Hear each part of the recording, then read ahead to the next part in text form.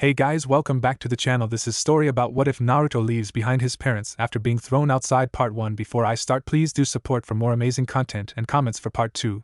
Do consider to subscribe my channel and share my video to your friends and check out the description as well. Let's start the video. The streets of Konoha echoed with the sound of hurried footsteps, 3 distinct sets, each with its own rhythm. Leading the way was a blonde girl with 2 bouncing pigtails, her pace swift and unyielding.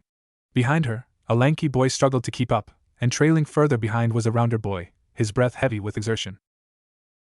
It was none other than Ino, Shikamaru, and Choji, a trio that had known each other for as long as they could remember. "Hey Ino, can you slow down a bit?" Shikamaru puffed between breaths, his voice weary. He was clearly worn out, his steps sluggish from the constant running. "I'm exhausted." Choji, dragging his feet even more than Shikamaru, nodded in agreement before dropping to the ground with a loud thud. "Yeah, I'm done. I can't take another step," he said, panting as he caught his breath. Ino, now far ahead, halted and spun around, her brows furrowed in frustration. "Seriously? We've barely run any distance, and you two are already out of breath." She folded her arms, a pout forming on her lips. "This is what happens when you two laze around all day." Shikamaru and Choji exchanged guilty looks, momentarily speechless. Ino had a point, but neither of them was about to admit it. Rolling her eyes, Ino sighed dramatically. "Fine, whatever. My dad told me to fetch my brother, so I'm going. You two can sit here and rest if you want. I'll go alone." She turned on her heel, resuming her brisk pace without waiting for a response. The 2 boys watched her for a moment. Shikamaru sighed, rubbing the back of his neck. "Troublesome," he muttered. He glanced at Choji, who was still catching his breath. "She's our friend," Choji said, picking himself up from the ground with some effort. "We can't just let her go alone." With a resigned groan, Shikamaru nodded. Yeah? Let's go." And so, they both stumbled after Ino, their pace sluggish but steady, knowing they'd never hear the end of it if they didn't catch up. Ino finally arrived at the 3rd training ground, where her brother usually went to relax. The area was peaceful, with a light breeze rustling the leaves of the trees that formed a small grove. As she pushed through the last cluster of branches, her eyes landed on her brother, Inoiki, stretched out lazily on a tree branch, eyes closed, completely at ease. "Brother, Dad's looking for you," Ino called up, her tone sharp with urgency. "He wants you back immediately." Inoiki lazily opened his eyes and peered down at her, the same sky-blue gaze that mirrored hers reflecting mild curiosity. His blonde hair was tousled from napping, his fair skin catching the sunlight through the trees. He blinked a few times before he spoke, his voice tinged with boredom. "Oh, right. Dad did mention something yesterday about an important meeting with Uncle Choji and Uncle Shikaku about my future or something," Inoiki muttered, scratching his head. "Guess I forgot." Ino huffed, her arms crossed. "Yes, and Dad's furious. If we don't go right now, he's going to punish you, and you know it." Inoiki chuckled softly, clearly unfazed by his sister's anxious tone. "Don't worry about it, Ino. Dad's all bark, no bite. And if he even tries to punish me, I'll just tell Mom. Let's see how he handles that." A mischievous smirk spread across his face, his voice laced with amusement. Ino winced, knowing full well that her brother had a point. Their mother was the true force in the family, and if she caught wind of their father punishing Inoiki, there would be consequences, severe ones. The thought of her father facing her mother's wrath almost made her feel bad for him. Almost. Before Ino could respond, Shikamaru and Choji finally stumbled into view, both of them completely winded. The boys collapsed onto the ground, gasping for breath. Finally reached, Shikamaru wheezed, his voice barely audible as he lay flat on the grass, staring up at the sky in defeat. "I can't run anymore." Choji was no better off, gulping air like a fish out of water, his cheeks flushed from exertion. Inoiki let out a hearty laugh from his spot in the tree. "Looks like my sister worked you two to the bone," he teased, his voice full of amusement. In one fluid motion, he gracefully floated off the branch, hovering midair for a moment before landing softly on the ground. The entire display seemed effortless, almost magical, but none of the children batted an eye. They were used to it by now. Ever since Inoiki had started his special training 2 weeks ago, he'd awakened strange abilities, levitation being just one of them. Shikamaru, still catching his breath, barely lifted his head. "Troublesome, can't you ever just walk like a normal person?" he muttered, though there was no real malice in his tone. He was too tired to care. Ino shot her brother a disapproving look. "Stop showing off, brother. We're in a hurry. You need to get back home before Dad blows a fuse." With a shrug, Inoiki stuffed his hands in his pockets. All right. Let's head back then. He glanced at Choji and Shikamaru, who were still sprawled on the ground, and grinned. You two need a minute, or should I carry you as well? Don't even think about it, Shikamaru groaned, rolling onto his side with a sigh. We'll walk eventually. Choji simply nodded, too exhausted to speak. Ino, impatient as ever, stomped her foot. Let's go, or Dad's going to send half the village to find you. With another chuckle, Inoiki began to walk, Shikamaru and Choji dragging themselves to their feet to follow. Despite the exhaustion, there was a sense of camaraderie between the four of them, a bond that only years of friendship could forge, even if it sometimes meant being dragged into troublesome situations. Finally, Inoiki arrived at his home, trailed by Ino, Shikamaru, and Choji. They made their way into the room where Shikaku, Choza, and Inoiki's father, were waiting. The atmosphere was thick with anticipation as the elders sat in quiet discussion, their attention immediately shifting when Inoiki entered. Inoichi, who had been mid-conversation with Shikaku and Choza, stood up the moment his son appeared. His stern expression betrayed his frustration. Where have you been? He barked, his tone sharp. You're late, even though I told you to be here on time. Do you know how long your uncles have been waiting? Inoiki could tell his father was genuinely angry, but he maintained his composure. I went to the third training ground to practice, he explained. After that, I just fell asleep. He shrugged slightly, trying to ease the tension. Besides, Dad, you're the only one here who's impatient. Look at Uncle Shikaku and Uncle Choza, they're sitting calmly. Maybe you should try that instead of acting like a child. Inoichi's face darkened, clearly about to fire back, but before he could say anything, Shikaku intervened. All right, Inoichi, Shikaku said smoothly, raising a hand to calm the situation. Let it go. Inoiki didn't do this on purpose. We all know he wouldn't. His calm, measured voice seemed to diffuse some of the tension. Inoichi glanced between Shikaku and his son before sighing and sitting back down, his annoyance simmering but contained. It was clear he wasn't happy, but he also trusted Shikaku's judgment. Now that Inoiki's here, Shikaku said, his tone businesslike, let's begin the meeting. He gestured for the younger ones, Ino, Shikamaru, and Choji, to sit down. Everyone take your seats. Once they had all settled, Shikaku's expression grew serious as he addressed the room. The purpose of today's meeting is to finalize the next generation of the Ino Shikacho trio. This group will not only represent the Yamanaka, Nara, and Akimichi clans but will also be future clan heads of their respective families. The weight of Shikaku's words hung in the air, and the room grew quiet as everyone understood the gravity of the discussion. Ino shifted slightly in her seat, glancing at her brother, while Shikamaru and Choji sat with rapt attention. Shikaku continued. Originally, there was no question. Inoiki was set to represent the Yamanaka clan as the Ino in the next Ino Shikacho trio. However, since Inoiki awakened his Kekkei Genkai, psychokinesis, things have changed. Shikaku looked toward Inoiki. Inoiki, you mentioned that you have other plans. Let's hear them. Inoiki spoke with a quiet confidence, his eyes sharp as he began. The Ino Shikacho trio was designed for a singular purpose, to combine the strengths of the three clans, Akimichi's raw power and defense, Naro's control and intelligence, and the Ino clan's sensory and mental prowess. Together, they create a near-perfect team, one without weaknesses. He paused, allowing the weight of his words to sink in. But ever since I awakened my Kekkei Genkai, psychokinesis, things have shifted. My abilities now give me a balance of power that rivals the trio itself. With psychokinesis, I can achieve both offense and defense on par with the Akimichi clan's strength. I can immobilize anyone weaker than me, just like the Nara clan's shadow techniques. And of course, I can wield the mental attacks of the Ino clan as well. A faint smile tugged at his lips. In essence, I've become something close to a perfect ninja. And my sister Ino, though just a few minutes younger, is the one who is best suited to be the member of 16th generation of Ino Shikacho. After listening to Inoiki's statement, everyone in the room nodded in agreement. No one objected to his decision, and the idea of Ino being part of the 16th generation of the Ino Shikacho trio was accepted without question.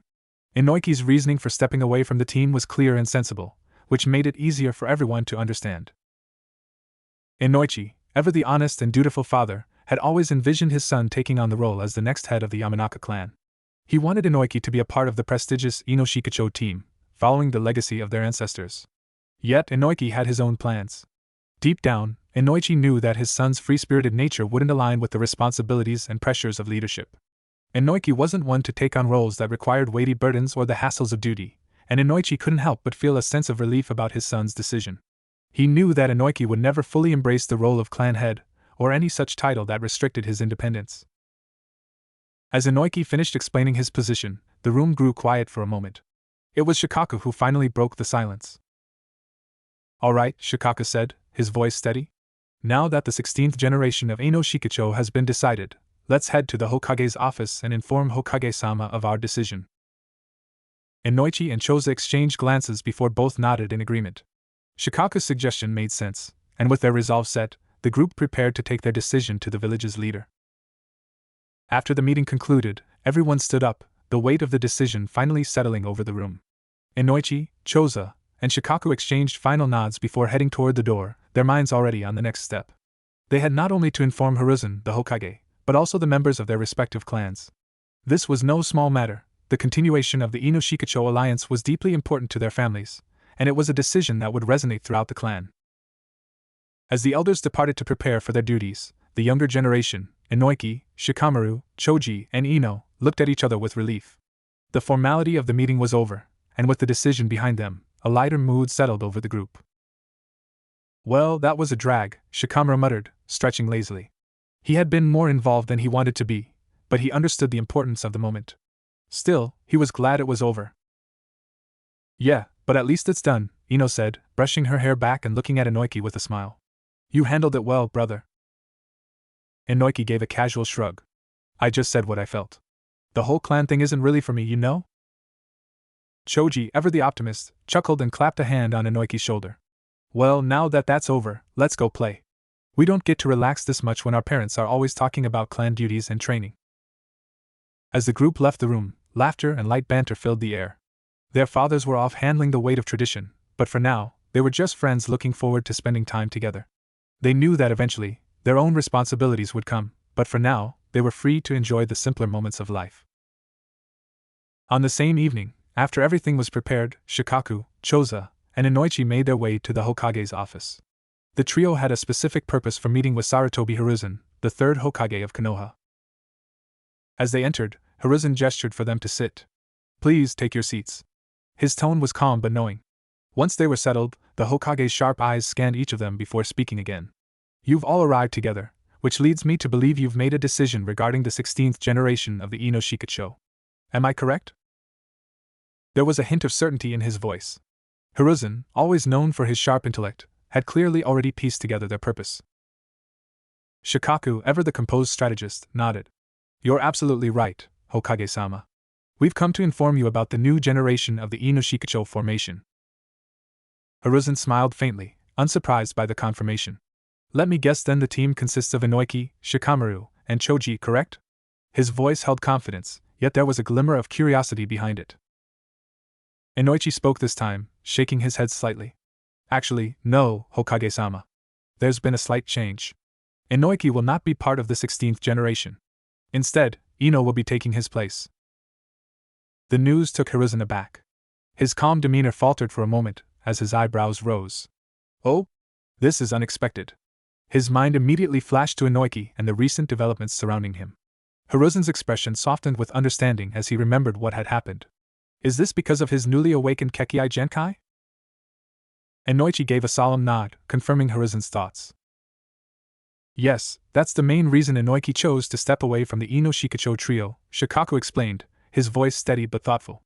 "According to him, he's nearly perfect ninja with his Kekkai Genkai, so he believes it's better for his sister to take his place in the team." Hiruzen wasn't surprised by this revelation. He already knew about Inoiki's Kekkai Genkai awakening. Inoichi had informed him the very next day after it happened, a precautionary move on their part. In Konoha, there were always individuals like Danzo, whose hunger for power made them dangerous. Danzo had a history of coveting ninjas with rare abilities, especially those possessing Kekkai Genkai. If he couldn't recruit them, he often sought to control or eliminate them entirely. The trio was no stranger to the darker side of Konoha's politics. They understood the delicate balance of power and the ruthless ambition of certain factions. They had witnessed enough of the village's shadowy dealings to know that hiding Inoiki's abilities would only invite suspicion and potential disaster. One day, Inoiki's Kekkai Genkai would inevitably be exposed to the wider world. When that time came, Danzo might resort to his usual underhanded tactics. In such a scenario, they would need Hiruzen's protection.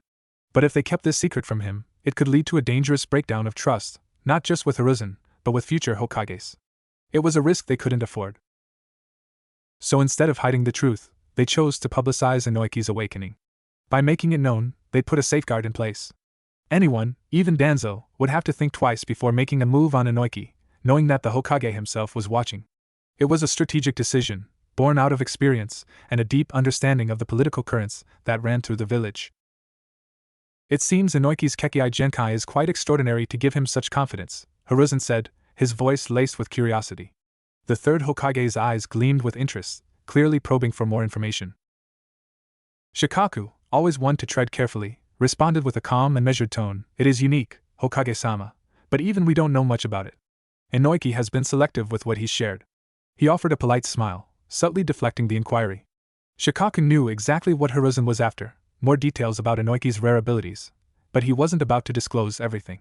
Though their loyalty lay firmly with the Hokage, that didn't mean all secrets would be laid bare. Shikaku's mind was already considering the future. If Inoiki's potential was nurtured properly, he could grow into a force to be reckoned with, perhaps even rivaling the Hokage one day. The thought wasn't far-fetched.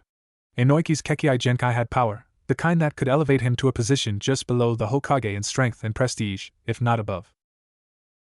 Hiruzen, a seasoned leader who had seen many things, immediately caught the unspoken message in Shikaku's words. Shikaku was withholding details, and Hiruzen understood why. The Hokage let out a small sigh, realizing there was no point in pressing further. Shikaku had deftly drawn the line, and Hiruzen, ever the wise tactician, knew when to step back. With their purpose fulfilled, Shikaku, Inoichi, and Chozo rose from their seats. Thank you, Hokage-sama, Shikaku said, bowing slightly in respect. Inoichi and Chozo followed suit. You are dismissed, Hiruzen said with a nod, his tone neutral but contemplative. He watched them as they exited, his mind already weighing the potential of this new generation and the hidden power that lay in the shadows. Not long after Shikaku, Chozo, and Inoichi left the Hokage's office, a figure emerged from the shadows. Danzo stepped out from the dark corner, his presence as quiet as it was unsettling. He had been there the whole time.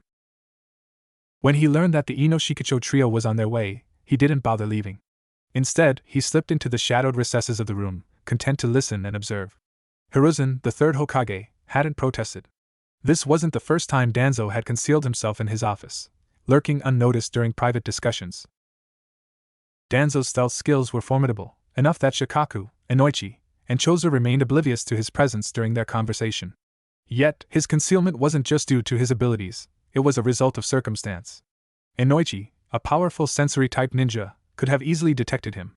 But in the Hokage's office, it would have been seen as disrespectful for Inoichi to use his sensory techniques, especially in the presence of the Hokage.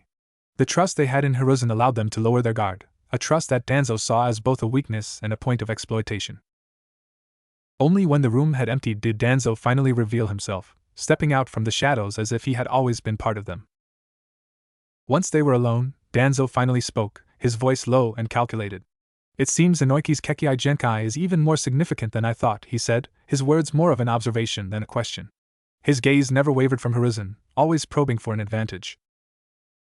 Hiruzen sat in his chair, fingers steepled under his chin, his gaze fixed on the floor as he pondered the matter deeply.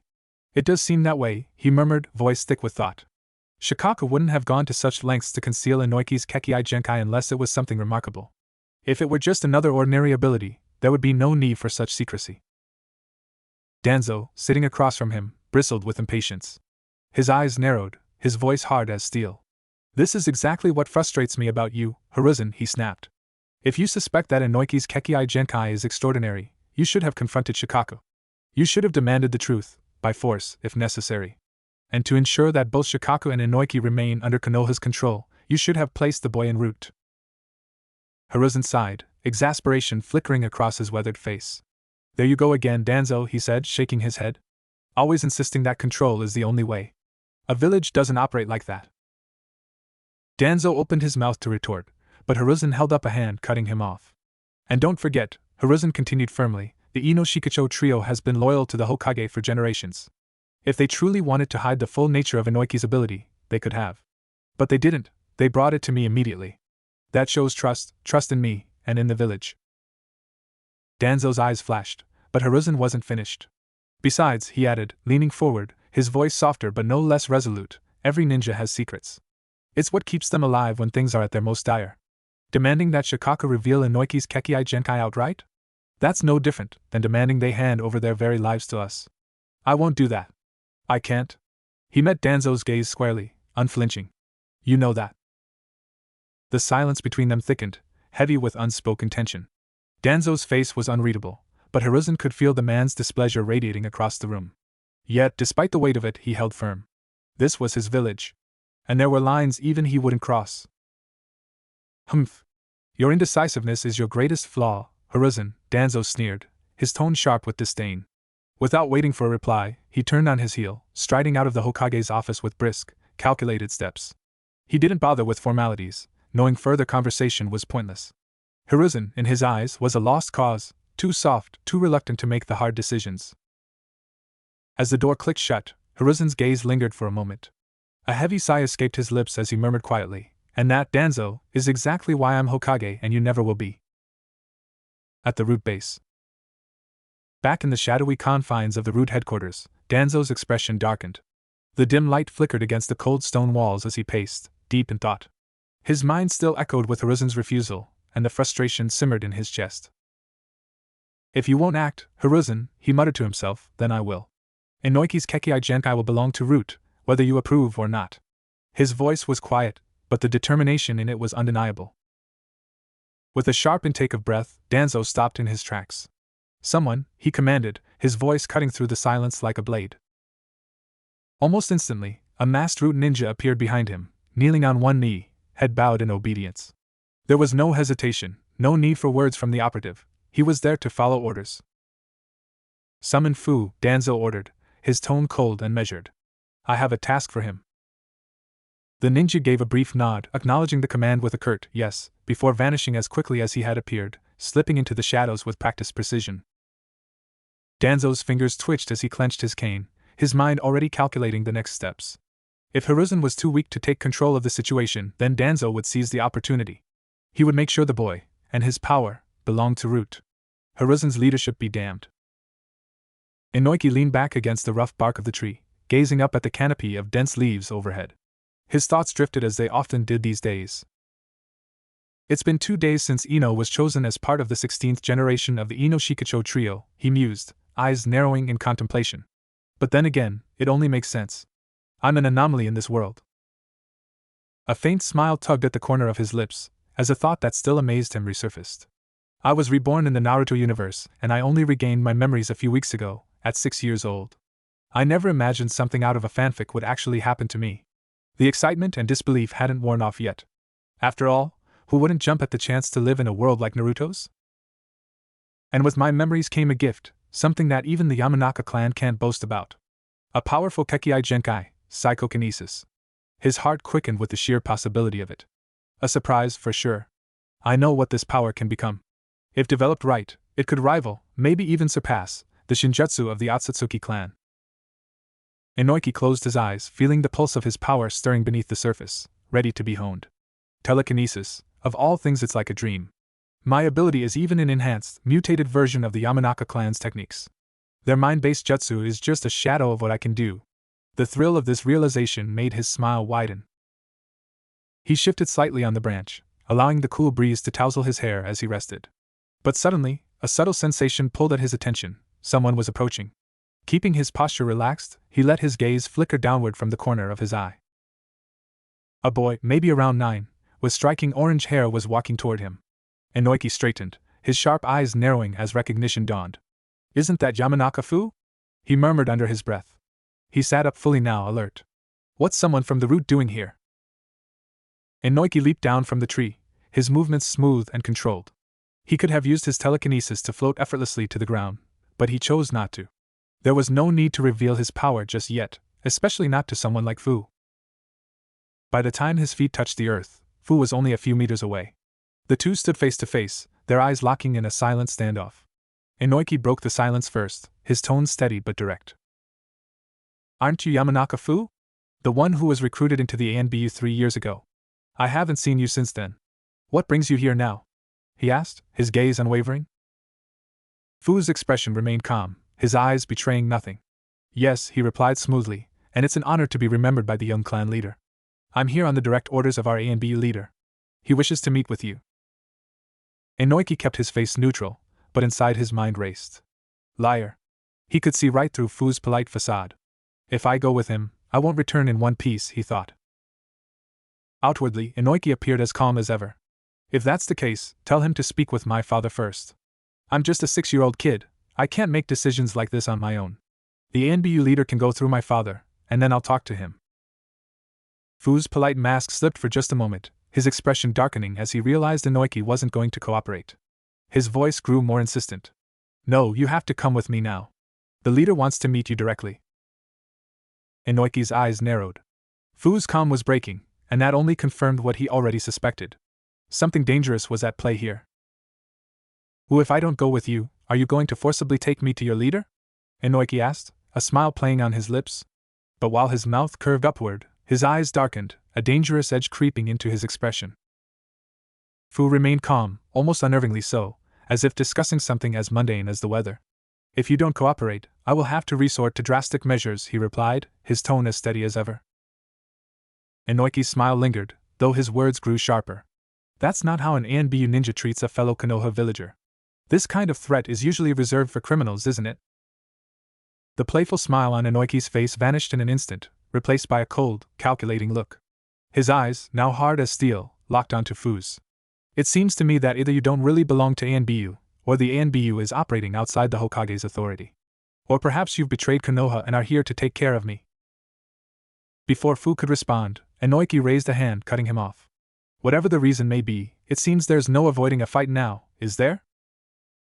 The air between them grew tense, a palpable heaviness settling in the space. Inoiki could feel the anticipation humming in the background, the weight of inevitable conflict pressing down on both of them. Fu, eager to take the lead, lunged at Inoiki with a swift punch, hoping to catch him off guard. But what Fu envisioned didn't unfold. Inoiki, prepared for any sudden move, activated his Kekkei Genkai, psychokinesis. Instantly, a faint sky-blue glow enveloped his entire body, signaling the power he tapped into. Though not as precise as the Sharingan's dynamic vision, psychokinesis granted Inoiki just enough foresight to track the trajectory of Fu's attack. As Fu's punch barreled toward him, Inoiki met it head-on with his own strike. The impact sent both combatants skidding backward, each taking a few steps to steady themselves. Unlike the grandiose clashes of seasoned ninjas, there were no craters or gusts of wind from their collision.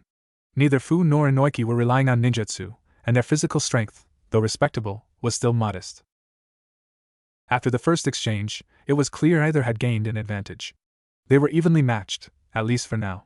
But Inoiki knew the truth behind his sudden burst of power. His ability to match Fu's strength came from psychokinesis, which amplified his muscles, making him temporarily stronger.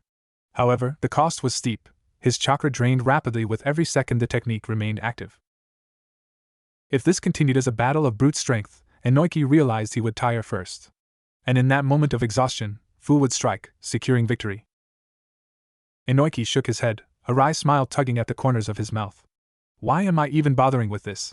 Physical strength has never been my strong suit. I'm not some brute, he thought, mentally chiding himself. I should fight the way I know best, using my mental power. With that realization, Inoiki decided to shift tactics. Instead of relying on sheer force, he tapped into his true power, telekinesis, another facet of his psychokinesis ability. Concentrating, he extended his will, and 4 stones around him lifted into the air. This was his current limit. He could only control 4 objects at once, a restriction that had frustrated him in the past but one he had come to accept. The stones varied in size, the smallest no bigger than a tennis ball, the largest roughly the size of a football. Though their shapes were rough and uneven, that mattered little when they were under his control. With a flick of his mind, Inoiki sent them hurtling toward Fu with blinding speed, each rock becoming a deadly projectile. The air buzzed with energy as the stones streaked forward, targeting Fu with precision. No longer interested in a contest of brute strength, Inoiki was now using the battlefield itself as a weapon. Fu, still steadying himself from the earlier punch, moved swiftly to close the distance between himself and Inoiki, hoping to engage in close combat once again. But his plan was thwarted. As he advanced, 4 stones suddenly lifted from the ground, propelled toward him with blinding speed. Fu's instincts kicked in. 2 of the stones were already headed straight for him. Realizing that attacking Inoiki was no longer an option, he quickly abandoned his approach, retreating instead. With a swift motion, he unsheathed the short katana strapped to his back, a weapon generally wielded by root ninjas for Root's assassination technique. His blade shimmered as he sliced through the air, aiming to intercept the largest stone. With a single strike, Fu split the football-sized rock into 4 diagonal pieces, successfully stopping it in its tracks. But in focusing on the largest threat, he left himself vulnerable to the remaining stones. They struck with brutal accuracy, one slamming into his stomach, and the others hitting his thighs. The impact sent him flying backward, his body crashing to the ground, pain rippling through him. Despite the agony that coursed through his body, Fu's mind stayed sharp. Acting quickly, he performed the body replacement technique. In a flash, his form vanished, replaced by a wooden block. Hidden behind a nearby tree, Fu appeared, his face contorted in pain. A violent urge to cough welled up inside him from the hit to his stomach, but he stifled it, knowing that even the smallest sound could betray his location. Gritting his teeth, Fu kept himself concealed, waiting for the right moment to strike back. As Fu crouched behind the tree, he replayed the recent attack in his mind. His thoughts raced. What kind of ability was that? He wondered, recalling the precise movement of the stones. Is this part of Inoiki's Kekkai Genkai? Some kind of power to control objects remotely? It has to be. The more he thought about it, the more confident he became. No doubt about it. The way those stones moved, it's definitely tied to Inoiki's Kekkai Genkai. His technique isn't just random. Fu's instincts urged him to strike back, but the situation called for caution. Under different circumstances, he might have tried the advanced mind ninjutsu of the Yamanaka clan, techniques that could incapacitate an enemy by taking control of their thoughts. But there was a glaring problem. Inoiki himself hailed from the Yamanaka clan. His combat style made that clear, and Fu knew better than to underestimate an opponent from such a lineage. Using mind ninjutsu against him would be too risky, Fu mused. If he's as skilled as I think, any attempt to invade his mind could backfire. I might end up being the one trapped. Inoiki wasn't a novice. Fu had no choice but to adapt and find another opening, knowing that he couldn't rely on tricks that might normally give him an edge. He would need to outthink Inoiki without risking a mental clash that could leave him vulnerable. So, close combat is my only option, Fu thought, tightening his grip on his short katana. With that decision made, he stepped out from behind the tree, eyes fixed on Inoiki. To his surprise, Inoiki was still staring at the block of wood Fu had left behind with the body replacement technique, seemingly unaware of Fu's real location. Seeing an opportunity, Fu's instincts kicked in. Perfect. Time for a sneak attack, he decided.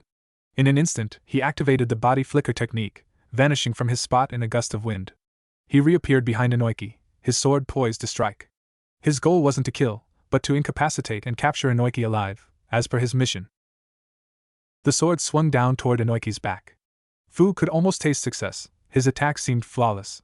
Inoiki didn't even flinch, still focused on the decoy. But just as Fu's blade was about to connect, something inexplicable happened. The sword froze mid-air, completely halted. Fu's eyes widened in shock. He tried to force the sword forward, but it wouldn't budge, as if held by some invisible force. What's going on? Fu thought, panic creeping in. From ahead, Inoiki's calm voice broke the silence. I'll admit my sensory skills aren't honed enough to detect someone miles away, he said, his back still facing Fu. The sword twisted in Fu's grip, the sharp edge now aimed back at him. But knowing I'm from the Yamanaka clan, you really thought you could sneak up on me? The blade jerked, making a slashing gesture toward Fu. Realizing the sword was no longer under his control, Fu immediately released the hilt, backing away just in time to avoid being cut. He landed a few paces back, heart pounding as the blade hovered menacingly between them. Here's a lesson, Inoiki continued, his voice calm yet edged with amusement. Even though I can't see everything, I can sense anyone within a 10-meter radius. You're fast, but not fast enough to outmatch my reaction speed. As Inoiki spoke, he casually manipulated the sword using his telekinesis, the very ability Fu had underestimated. The blade floated, turning in the air like a puppet on strings, under Inoiki's complete control. He's talking too much, Fu realized, but quickly noted that Inoiki wasn't just running his mouth. He was attacking while speaking, his telekinesis guiding the sword with deadly precision. He's not just a talker, he's using the distraction to keep me off balance. Inoiki, clearly enjoying the exchange, smirked. Villains die from talking too much? Maybe. But who says I can't talk and attack at the same time? The sword lunged at Fu once again, leaving no room for hesitation. The sword sliced through the air like a bullet, aiming directly for Fu's abdomen. Reacting in the nick of time, Fu hastily pulled out a kunai, bringing it up just in time to deflect the incoming blade. Metal clanged against metal as the two weapons collided, and though Fu managed to defend himself, the sheer force of Inoiki's telekinetic strike dragged him backward, his feet sliding across the ground for nearly a meter before he could stabilize. As Fu steadied himself, his breathing labored and his grip on the kunai trembling, he noticed Inoki closing the distance. Fu was inching dangerously close to the edge of Inoki's 10-meter range, the limit of both his sensory abilities and his telekinesis. But Inoki, keenly aware of this weakness, wasn't about to let Fu figure it out. He advanced steadily, his leisurely pace concealing the urgency to keep Fu within his sphere of control. Breathing heavily, Fu could feel the toll of the battle weighing on him. His right hand, still gripping the kunai, trembled from the exertion. He looked up at Inoki, who was closing in with a calm yet determined expression. "You know," Inoki said, a playful edge in his voice, "I've placed an order for some custom-made kunai, but they haven't been delivered yet. So, I'll be borrowing yours for now." Fu's eyes widened in alarm. He instinctively reached for the pouch on his waist, where his remaining kunai were stored, but stopped short. He knew that any sudden movement would provoke another attack from the sword, which still hovered menacingly between them. He couldn't risk it. Just as he hesitated, 3 kunai floated out from his ninja pouch, lifted effortlessly by Inoki's telekinesis. The moment they left the bag, the hovering sword lunged toward Fu at an incredible speed. Fu barely managed to block the blade with his kunai, but the floating kunai had already straightened and shot toward him like spears. With no time to fully react, Fu's defenses crumbled. He deflected the sword, but the 3 kunai controlled by Inoki pierced him, 2 in the shoulders and the third in his back. Pain shot through his body, his face contorting in agony. Yet, Fu didn't scream or make a sound. He was a root ninja, trained to suppress all emotion, even in the face of unbearable pain. In that moment, Fu knew his mission had failed. He couldn't win against Inoki, and getting captured would only lead to more problems for Danzo. As blood trickled from his wounds, Fu made a split-second decision. With the last of his strength, he activated the body replacement technique, and in an instant, his body vanished, replaced by a block of wood. Inoki's eyes narrowed. He had been talking and taunting Fu, but now, as the block of wood fell to the ground, he realized his prey had slipped away. Inoki stood still, his senses on high alert, waiting for any sign of Fu. His pulse pounded in his ears, each second stretching into an eternity. The world around him was eerily quiet, too quiet. But after what felt like an endless wait, there was no trace of Fu. No rustle of leaves, no shadowy figure slipping through the trees. Inoki's heart began to slow, the tension in his body easing just a fraction. Maybe he really left, Inoki muttered under his breath, but he wasn't one to take chances. With a sharp focus, he extended his telekinetic control, pulling the 3 kunai and Fu's abandoned sword toward him. The weapons floated in midair before he grasped them tightly in his hand. Using psychokinesis on his body, he took off at a sprint, racing toward home at full speed, his eyes scanning the landscape for any signs of ambush. The urge to fly tugged at him, but he resisted. Revealing all his abilities now could be dangerous, especially if Fu was watching from somewhere unseen. No, for now, he would run. He didn't stop. The landscape blurred around him as he pushed himself harder, faster, until finally, the familiar shape of his home came into view. He skidded to a halt just outside, his chest heaving as he gasped for breath. For a moment, he allowed himself to calm, steadying his heartbeat. His mother couldn't know what had just happened, she'd worry too much. With deliberate effort, he smoothed his breathing, wiped the sweat from his brow, and stepped inside. The house was quiet. Inoki immediately made his way to his father's room, but it was empty. No sign of him. He moved through the halls, looking for his sister, Ino, but she wasn't there either. Finally, he headed toward the kitchen, where the familiar sound of chopping vegetables greeted him. His mother stood at the counter, focused on her task, the smell of cooking filling the air. "Mom, where's Ino?" Inoki asked as he entered, trying to sound casual. "I can't find her." His mother looked up from her work, offering him a gentle smile. "She's with Shikamaru and Choza. They probably went to play." Inoki nodded, trying to suppress the tension still lingering in his chest. "Do you know when Dad's coming home?" She didn't look up this time, her knife moving rhythmically as she chopped. "He said he doesn't have much work today, so he'll be home for lunch." "Why? Is something wrong?" Inoki forced a laugh. No, nothing like that. Just wanted to ask him about my training." He hesitated for a moment, then added, "I'm going to rest for a bit, Mom. I had a tough session." "All right, dear," she replied, still focused on the vegetables. With that, Inoki turned and headed to his room. The moment he closed the door, he let out a deep breath, leaning against the wall as his thoughts raced. He might have escaped Fu for now, but the threat was far from over. He would need to be ready, and he would need to talk to his father. But for now, all he could do was wait. Inoiki leaned against the window in his room, gazing out at the peaceful afternoon sky. His thoughts, though, were far from peaceful. There's not much I can do now. I just have to wait for Dad, he thought. The moment he let himself relax, the weight of exhaustion swept over him. The adrenaline from the fight and the tense escape had worn off, and now, his body demanded rest. His eyelids grew heavy, and before long, he was asleep. Hours passed. When Inoiki finally opened his eyes, the light filtering through the window was tinged with the orange glow of the setting sun. Startled, he jolted up, his eyes wide. Damn, I slept past noon, it's already close to dusk. He rubbed his head groggily, but then the haze of sleep began to clear, and he realized the toll the day had taken on him. Not surprising, he muttered to himself, recalling the strain of the battle and the long run home. I burned through about 70% of my chakra fighting Fu, then used another 20% running home. I've only got 10% left. No wonder I passed out. Just as he was about to get up, a sudden thought hit him like a bolt of lightning. He still needed to talk to his father. Damn, he stopped mid-sentence, eyes widening. There, at the door of his room, sat his father on a cushion, watching him silently. Inoiki's heart skipped a beat. Dad, when did you get here? He asked, struggling to keep his voice calm. His father leaned forward slightly, his gaze steady and unreadable.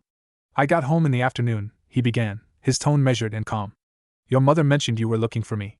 She said you seemed anxious. He paused, letting the weight of his words sink in. I figured you had something important to discuss, so I came to your room. But when I found you asleep, I didn't want to disturb you. Inoiki swallowed, trying to gauge where this conversation was going. I was about to leave, his father continued, but then I noticed something under your table. His voice grew firmer as he gestured toward a bundle wrapped in white cloth. I found 3 kunai and a sword. With a smooth motion, Inoiki's father dragged the weapons into the light, placing them between them. The room seemed to grow heavier with the unspoken questions that hung in the air. Wow, Dad, you really have sharp eyes, Inoiki said with a forced grin, trying to break the heavy tension that had settled in the room.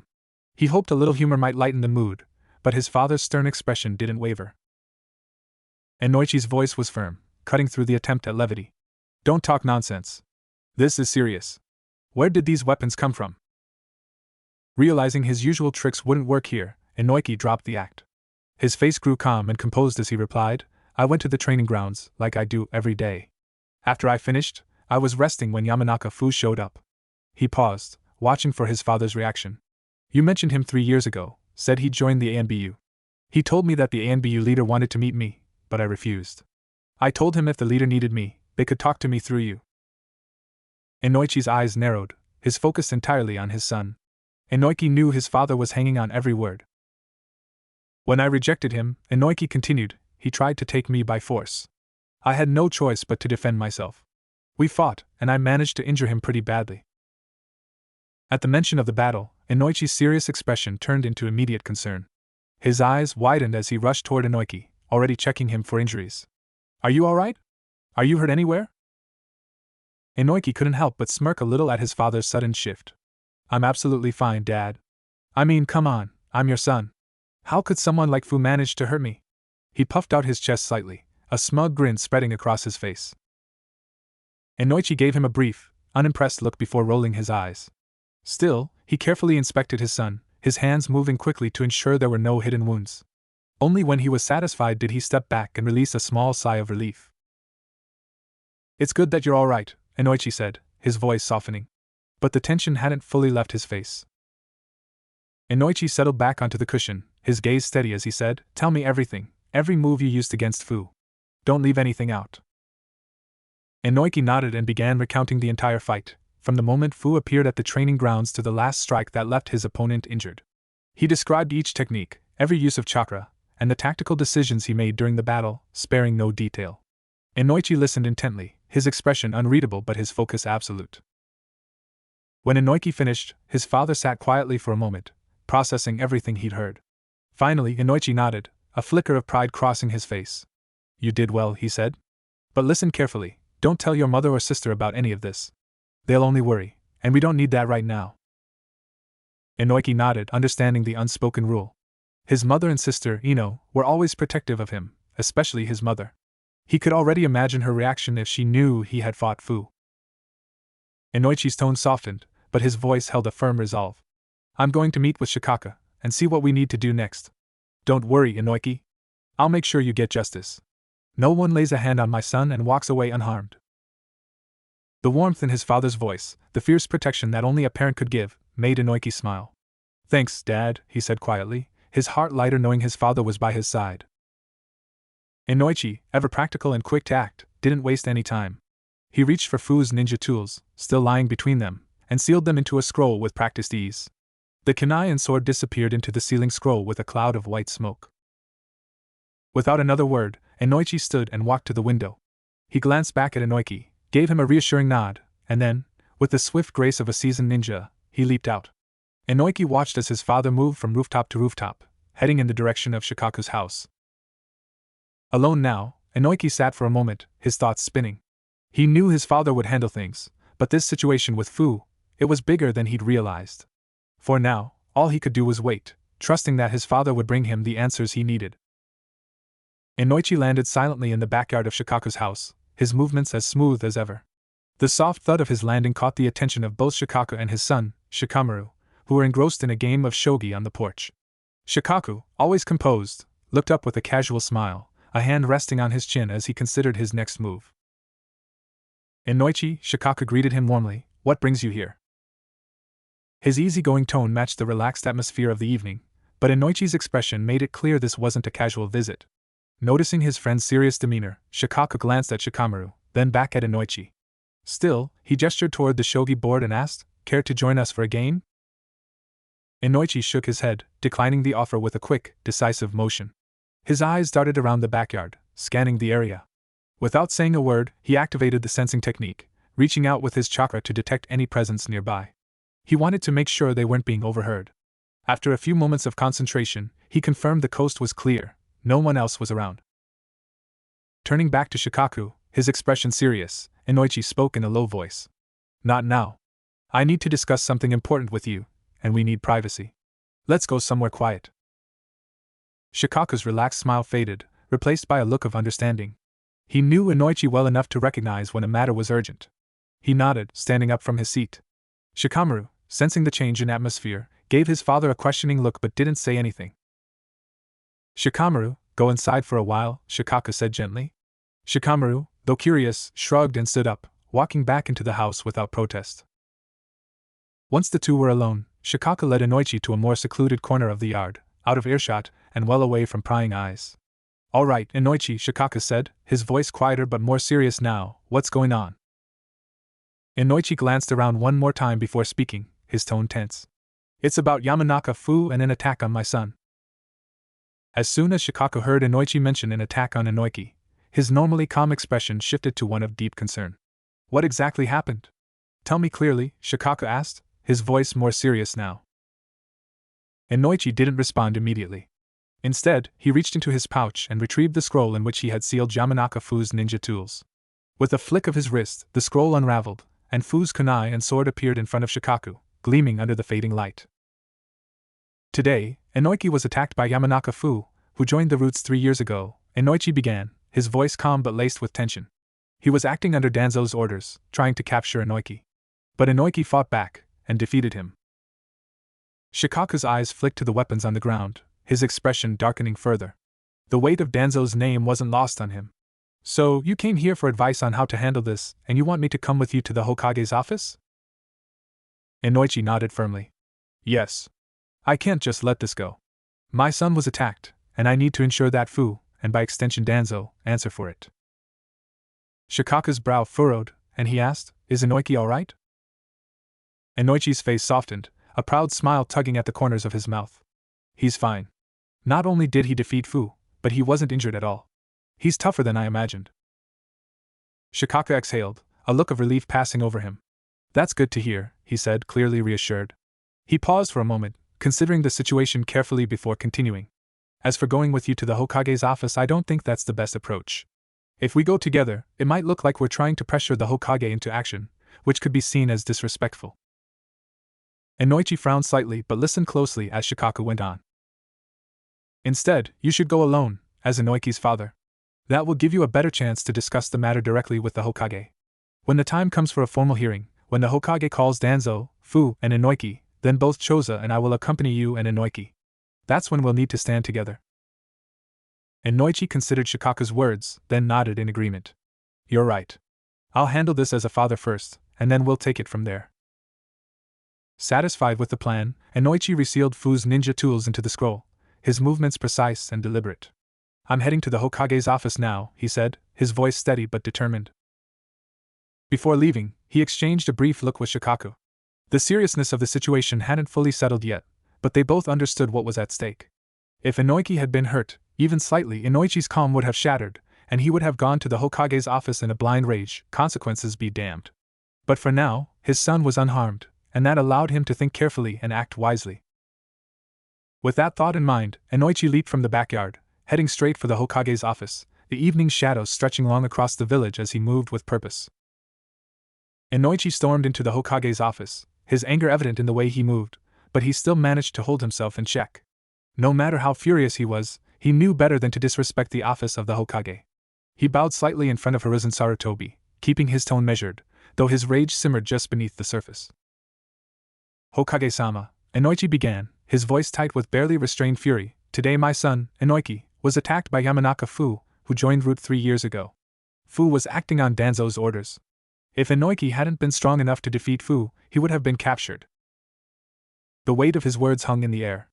Hiruzen Sarutobi, the third Hokage, regarded Inoichi with narrowed eyes. He had noticed the fire in Inoichi's expression the moment he entered the office, and now, hearing this news, Hiruzen felt his own anger rise. His face remained calm, betraying none of the storm raging inside him, but his thoughts were swift and sharp. Danzo. Always Danzo. Internally, Hiruzen cursed his old rival. He knew all too well that Danzo operated outside the boundaries of normal rules, but this, an attack on Inoichi's son, a member of the Yamanaka clan, no less, was a blatant overstep.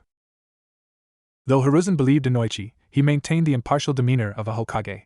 He couldn't afford to act rashly, not with so much at stake. Are you certain of this, Inoichi? He asked, his voice steady. Do you have anything to prove it? Inoichi's jaw tightened, but he remained composed. I sealed Fu's ninja tools, 3 kunai and a sword, which were left behind when Inoiki defeated him. These are the same weapons Fu used during the attack. He reached for the sealing scroll, ready to present it to the Hokage. Additionally, Inoiki can testify to what happened. He recognized Fu, as he confronted him directly. And I'm confident Shikaku and Choza will corroborate this once we meet. Hiruzen nodded slightly, his expression unreadable, but Inoichi could sense the wheels turning in the Hokage's mind. The third Hokage knew that if this was true, and Hiruzen had little doubt that it would mean confronting Danzo directly. Such a confrontation could unsettle the balance within the village, something Hiruzen had always tried to avoid. But this time, it seemed there was no avoiding it. Bring Inoiki here, Hiruzen finally said. We need to hear his account firsthand. I will summon Danzo as well. This matter must be addressed immediately. Inoichi exhaled, relieved that Hiruzen was taking swift action, though the anger inside him had yet to subside. His son had been attacked, and the threat to his family could not be ignored. But now, with the Hokage involved, there was hope for justice. Yes, Hokage-sama, Inoichi said, bowing again before turning to leave the office. His next stop would be to bring Inoiki and prepare for the confrontation that lay ahead. As Inoichi exited the office, Hiruzen leaned back in his chair, his fingers steepled as he stared out the window. Danzo had gone too far this time. There would be consequences. Hiruzen took a deep, steadying breath, letting the weight of the moment settle around him. His voice was calm but firm as he said, Itachi, summon Danzo to the Hokage's office and tell him to come with the ninja named Fu. Though Itachi was not physically in the room, he had been stationed just outside, ever vigilant. The moment Hiruzen's command reached his ears, Itachi moved with silent precision, appearing before the Hokage in an instant. He dropped to one knee, head bowed, his umbu mask and dark attire marking him as a shadow of the village. Yes, Lord Hokage, he replied, his voice devoid of emotion, cold as the smoke that coiled around him. In the blink of an eye, he vanished into a cloud of white, leaving nothing behind but the faint whisper of his departure. Danzo arrived at the Hokage building half an hour later. Almost simultaneously, Inoichi appeared with his son Inoiki and his close friends, Shikaku and Choza. Both groups entered the Hokage's office together. Inside, the tension was palpable. Hiruzen Sarutobi, the third Hokage, sat at his desk, his presence commanding the room. On his right stood Inoichi, Inoiki, Shikaku, and Choza, their expressions a mix of worry and resolve. On his left, Danzo stood alone, as calm and composed as ever, his cold demeanor filling the space. Once everyone was settled, Hiruzen broke the silence, his gaze shifting to Shikaku. His voice, though measured, carried a note of disapproval. Shikaku, Choza, I didn't summon you. Why have you come? Shikaku stepped forward, bowing respectfully. Forgive us, Hokage-sama, he said, his tone careful yet resolute. When we heard that Inoiki had been injured, we couldn't stand by. We've known him since he was a child, and we care for him like family. We are his uncles, after all. We seek justice for him. Hiruzen's stern expression softened slightly as he nodded, understanding their concern. Shikaku stepped back, returning to his place, the room quiet once more. Turning his attention to Danzo, Hiruzen's face grew more serious, his voice laced with authority. Danzo, where is the ninja named Fu, the one I asked you to bring with you? Danzo remained unfazed, his calm demeanor unshaken by the Hokage's question. There is only one ninja named Fu en route, he replied, his voice steady. I recruited him from the Yamanaka clan 3 years ago.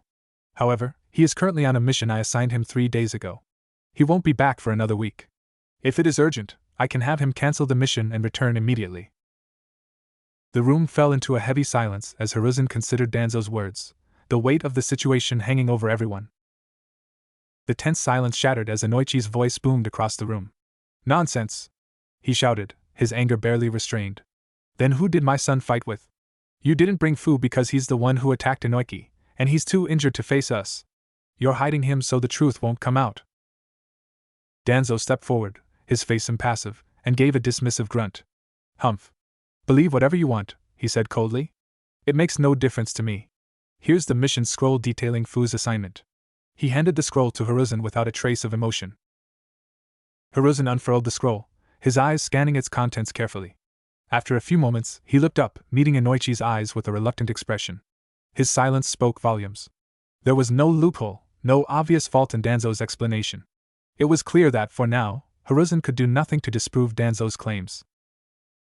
Inoichi and his friends exchanged frustrated glances, the sense of helplessness thickening the air in the Hokage's office. Danzo, sensing his advantage, allowed a thin smile to play on his lips. He shifted his gaze toward Inoiki, his words dripping with disdain. And who's to say you were even attacked at all? He said, his voice cool and mocking. Perhaps this is just a clever story, a way to make yourself famous overnight. The accusation hung in the air like a sharp blade, the room falling into a suffocating silence as all eyes turned to Inoiki, waiting for his response. Inoichi's face flushed with anger, his hand trembling as he pointed at Danzo. You, he began, his voice thick with fury. But before he could utter another word, Inoiki gently grabbed his father's hand, stopping him. Dad, there's no need, Inoiki said calmly, his voice steady despite the tension in the room. He released Inoichi's hand, then stepped forward with a smile that didn't quite reach his eyes. He turned to Danzo, locking eyes with him, the weight of unspoken truths hanging between them. You know the truth as well as I do, Inoiki said, his tone laced with a quiet defiance. And if I'm not mistaken, Hokage-sama knows it too. He glanced at Hiruzen, whose expression remained unreadable. But honestly, I'm not surprised by how this is playing out. I expected it. After all, in politics, those with power and position can bend the rules as they see fit. Inoiki paused, letting his words sink in before continuing. I remember when I was just 3 years old. I accidentally overheard my father talking with Uncle Choza and Shikaku. They were discussing how Hyuga Hizashi was forced to sacrifice himself for the sake of a so-called peace, a peace that never really existed. I found the logic amusing, even then. If someone can trade 1 life for peace today, what's to stop them from trading 100 lives tomorrow? His voice grew colder, more resolute. That was the day I lost faith in this village's leadership. I realized then, and I realize now, that those in charge are willing to make whatever sacrifices they deem necessary, regardless of the cost. And today, you've proven me right again. The room fell into a heavy silence. Even Danzo, normally unshakable, narrowed his eyes slightly at the weight of Inoichi's words. Inoichi, Choza, and Shikaku stood quietly, watching the young man who had grown up before their eyes, now speaking with a conviction beyond his years. Hiruzen, his face still unreadable, seemed to carry the unspoken burden of those words. Inoichi's playful smile faded, his expression hardening as he fixed his gaze on Danzo. Fine, he said, his voice growing sharp. Forget everything I just said. Treat it as nonsense. But hear me clearly, Danzo, I'm not a killer, but don't mistake me for someone weak. I won't stand by and let myself be framed or silenced. He took a step closer, his eyes burning with intensity. If you ever try something like this again, don't expect the ninja you send after me to come back alive. Even today, you can ask Fu yourself, if I'd wanted him dead, he wouldn't be breathing right now. This is my first and last warning to you. A heavy silence filled the room, tension crackling in the air. Inoiki didn't bother to glance at Hiruzen as he turned to his father. Father, I'm tired. I've fought enough today, and talking to hypocrites drains me even more. I'm leaving. You should go home too, there's no point wasting any more time here. Without waiting for a response, Inoiki moved toward the door. As he walked, a faint, sky-blue aura began to shimmer around his body, a visible sign of his Kekkei Genkai, psychokinesis. With a mere thought, he used telekinesis to swing open the large doors of the Hokage's office. He didn't look back. The doors closed behind him with a quiet finality, his telekinetic power sealing the room in a heavy, unresolved silence. Inoichi took a deep breath, calming himself. Any trace of anger faded from his face and body. He stood before Hiruzen, showing neither respect nor disrespect, and said, Hokage-sama, thank you for your time. I also apologize for the way Inoiki spoke. He's just a kid, and after everything that happened today, he's exhausted. His words crossed a line, and for that, I humbly apologize. Now, I will take my leave.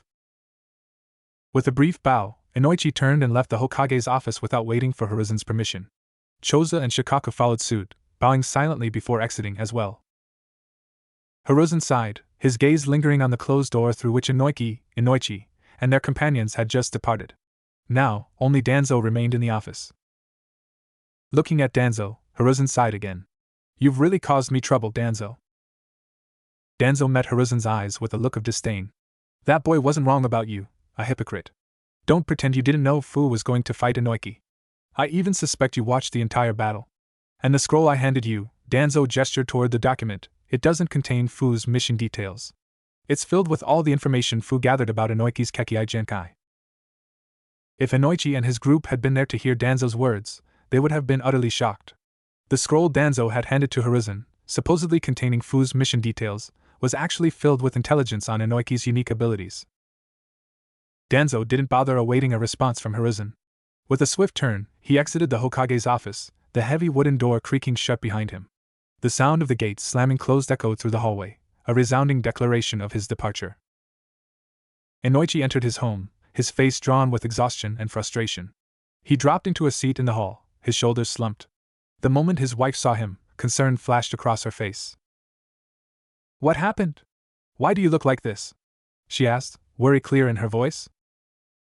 Before Inoichi could respond, the door creaked open, and Shikaku and Choza stepped inside, both wearing equally grim expressions. Inoichi's gaze shifted to Shikaku, and he spoke with a tight voice. Shikaku, you're the sharpest of us all. Did you see this coming? Could you have predicted something like this? Shikaku hesitated, his sigh cutting through the tense air. Not entirely, he admitted. I thought, given our position as the Ino Shikacho trio, that the Hokage would at least offer some token punishment for Danzo. But he didn't. He did nothing, and that surprised me. Inoichi's fists clenched, his knuckles turning white with suppressed rage. My son was attacked today, and I can't even get justice for him. I don't even want to imagine what could have happened if Inoiki had been captured and taken to root. The room felt heavy with unspoken anger, but the tension was shattered by a sudden, sharp cry from Inoiki's mother. What? Inoiki was attacked today? Why haven't I heard about this? Just then, Inoiki's voice came from the doorway. Calm down, Mom. Nothing happened. I'm fine. His mother, still worried, rushed over, inspecting him from head to toe. It wasn't until she was satisfied that her son was unharmed that she finally relaxed. Inoiki turned to his father. Dad, don't stress yourself out over this or feel guilty about not getting me justice. I'm okay. Instead of complaining about the Hokage, we should focus on protecting the younger generation of our clan. If the village won't safeguard us, then we need to do it ourselves. He paused, glancing at Shikaku, Choza, and then back to Inoichi. Let's be honest, none of you saw this coming, right? You believed that because of your loyalty and years of service, you'd be treated differently. You thought your bond with the village would outweigh Danzo's influence, but you overestimated how much your loyalty is worth compared to him. Shikaku, Choza, and Inoichi exchanged uneasy glances, the truth in his words sinking in. They had, indeed, misjudged their standing. Seeing their silent acknowledgement, Inoiki spoke again, his voice calm but firm. Don't worry. I promise you, Within 6 years, I'll become strong enough that even the Hokage will think twice before threatening anyone from the Ino Shikucho clan. And with the Ninja Academy starting tomorrow, that's the perfect place to begin. Shikaka nodded with a faint smile. Inoiki's right. We just need to be patient. Once he grows into his potential, our problems will resolve themselves. Besides, with the Ninja Academy starting soon, the children will be occupied. Absolutely, Choza agreed, his grin widening. We just have to trust in Inoiki. Inoichi, moved by their words, stood up and walked over to his son. Placing a firm hand on Inoiki's shoulder, he looked him in the eye. I believe in you, son. You're going to do it. Not just become one of the strongest in Konoha, but one of the strongest in the world. The heavy mood that had lingered in the room finally lifted, replaced by a quiet sense of optimism. Everyone seemed more at ease. Inoiki's mother, her earlier worry now gone, turned to Shikaka and Choza with a warm smile. Why don't you both stay for dinner with us? She offered kindly. Shikaka shook his head gently. Thanks, but our families are waiting for us. We should be heading home. Choza nodded in agreement. We better get back before our wives start wondering where we've disappeared to. With that, they exchanged farewells and left, leaving behind a much lighter, more hopeful atmosphere. The Inoichi family, Inoiki, his mother, and Ino, sat down to dinner that evening. The atmosphere was warm and harmonious, filled with conversation and laughter. Though Inoichi still harbored some resentment deep in his heart, frustrated by his inability to seek justice for his son, he knew that for now, there was little he could do. So he set his anger aside and focused on enjoying this peaceful moment with his family, burying his unresolved feelings for the time being. The next day, Inoiki and Ino left for the Ninja Academy with their parents. As they made their way through the village, they crossed paths with Shikamaru and his family, as well as Choza and his. The parents chatted amongst themselves, while the children exchanged excited conversations about the day ahead. After a short walk, they arrived at the gates of the Ninja Academy. The area was bustling with activity. Parents gathered to see their children off on their first day, filling the air with lively chatter. Inoiki scanned the crowd, searching for someone, and soon his eyes found him, Naruto, standing alone, far from the gathering of families. The other villagers kept their distance from him, and whispers of Demon Fox could be heard from those who thought no one was listening. Inoiki, with his keen senses as a ninja, heard every word, as did Naruto. Naruto stood in silence, enduring the cruel remarks without a word, his face blank but his eyes reflecting the hurt he couldn't fully hide. He had grown used to the rejection, but it still stung every time. Inoiki felt a pang of sympathy, knowing the pain of being outcast, even if in a different way. He watched for a moment longer, thinking about how unfairly Naruto was treated despite everything he had gone through. Inoiki wanted to approach Naruto, but hesitated. He didn't know Naruto well, just a few brief conversations here and there. They weren't friends, not even close acquaintances, really. Approaching him now, especially in front of everyone, would feel out of place. So, despite feeling the urge to console him, Inoiki held back, unsure of what to say or how to bridge the gap between them. Just then, the gates of the Ninja Academy swung open, and Irika appeared at the entrance. He called all the children to gather outside the academy, his voice carrying above the murmur of the crowd. Inoiki, Ino, Shikamaru, and Choji moved toward the gate with the other students, joining the group of excited children. Once everyone had gathered, Irika gave a brief welcome, instructing the children to follow him into the academy. Mizuki, standing nearby, took over from there, leading the students toward their new classroom. Before stepping inside, Inoiki, Ino, Shikamaru, and Choji turned to wave goodbye to their parents, as did many of the other children. The parents smiled and waved back, watching as their children took their first steps into a new chapter of their lives. Once everyone entered the classroom at the Ninja Academy, the children began choosing their seats. Naruto, like the others, picked a spot and sat down. However, the boy sitting next to him immediately stood up and moved to another desk. The other children also avoided sitting near Naruto, just as their parents had warned them to stay away from the Demon Fox. Naruto, left alone, felt the sting of rejection. His heart sank as he struggled to understand why everyone kept their distance. He sat in silence, a sadness settling over him, until a voice cut through the gloom. Can I sit here? Naruto looked up, surprised. Standing before him was Inoiki, with his blonde hair and sky-blue eyes smiling down at him. You want to sit here? Naruto asked, his voice uncertain. Glancing at the other children, he added, Didn't you hear what they said about me? Inoiki nodded, still smiling. I heard everything. But what does that have to do with me? Naruto blinked, unsure how to respond. You're sure? You don't mind? Inoiki shrugged casually. Why wouldn't I want to sit here? Unless you don't want me to. Panic flashed across Naruto's face. No. Yes, sit here. Please, he said quickly, scooting over to make room for Inoiki. The bench was long enough for both of them, so they sat comfortably side by side. For the first time that day, Naruto felt a little less alone. Just then, Iruka entered the classroom, drawing the attention of all the students. As their new homeroom teacher for the next 6 years, Iruka couldn't help but feel a bit nervous, this being his first class. But the eager eyes of his students gave him the confidence to begin. The chatter in the classroom echoed off the walls until a commanding voice cut through the noise. All right, everyone, quiet down and take your seats, Iruka called out, his voice firm but steady, instantly capturing the attention of the students. The room quickly fell into silence as the young aspiring ninjas hurried to their seats. A sense of nervous anticipation hung in the air, the weight of their first day at the academy settling over them. Once the room was still, Iruka continued. I am your homeroom teacher, and for the next 6 years, you will be learning everything there is to know about being a ninja from me and my colleagues. My hope is that when you graduate from the Ninja Academy, each of you will go on to become extraordinary figures in the future of our village. Excitement flickered in the eyes of the students, the vision of their futures as powerful ninjas filling their minds. For a brief moment, the classroom buzzed with the energy of dreams being born, until Iruka's voice brought them back to the present. All right, now let's get to know each other. It's your first day here, so please introduce yourselves, Iruka instructed. The introductions began, each student standing up and nervously sharing their name and their dreams. It wasn't long before it was Sasuke's turn. He stood confidently, his presence commanding the attention of the room. I am Uchiha Sasuke from the Uchiha clan, he began, his voice calm but resolute. I want to be as strong as my elder brother.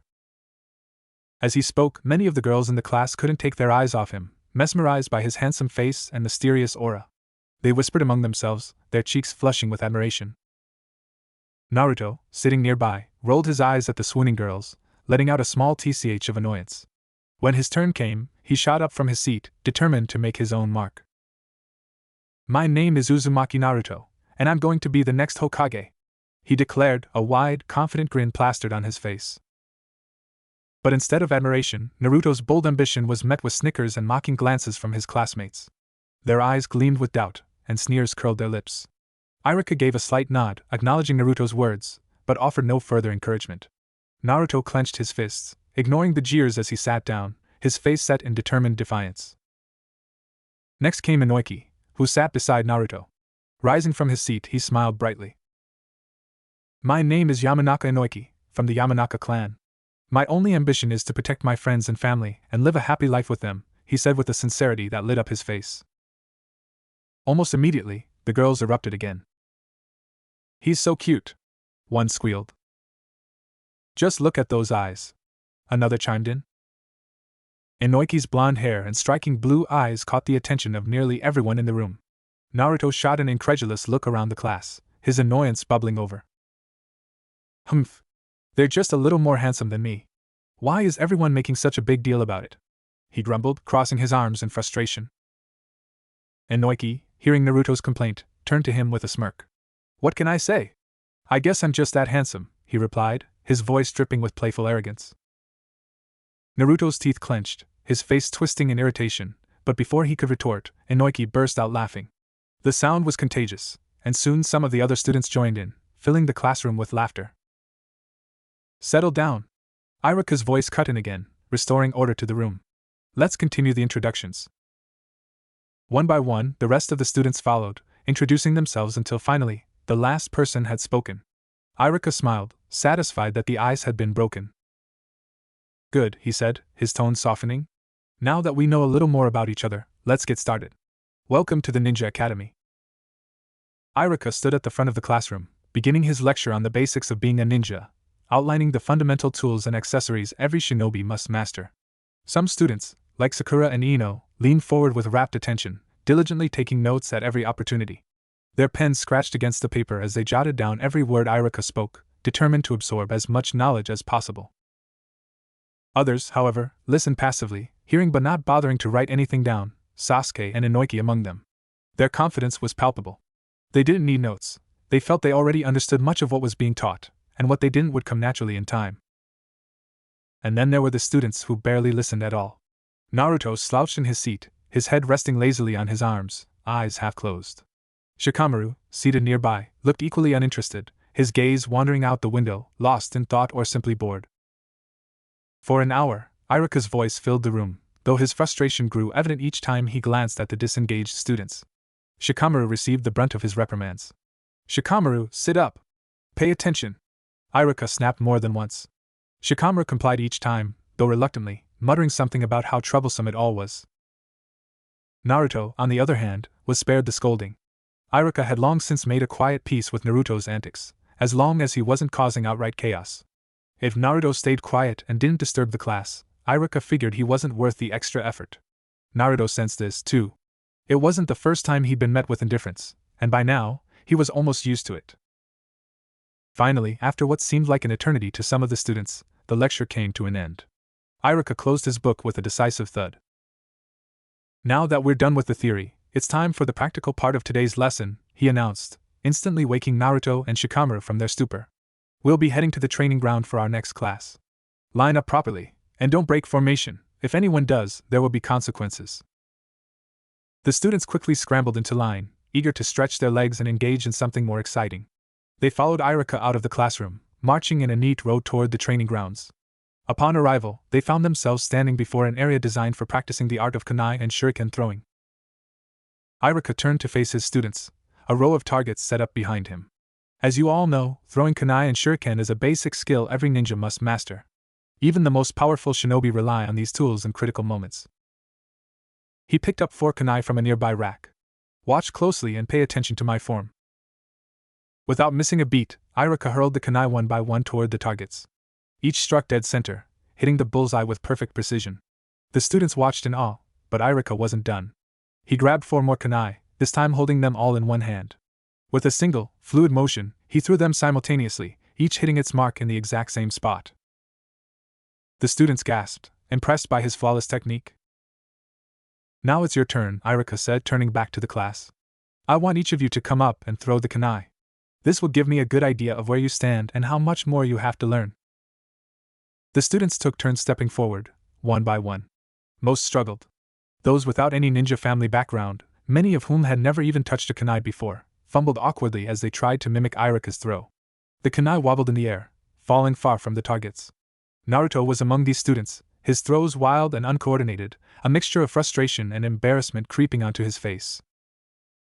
Then came the students with some prior training. They had an advantage, their family backgrounds giving them a head start. While their form wasn't perfect, they managed to hit the targets with some degree of accuracy. Sasuke, however, stood out among the rest. His movements were fluid, his throws sharp and precise.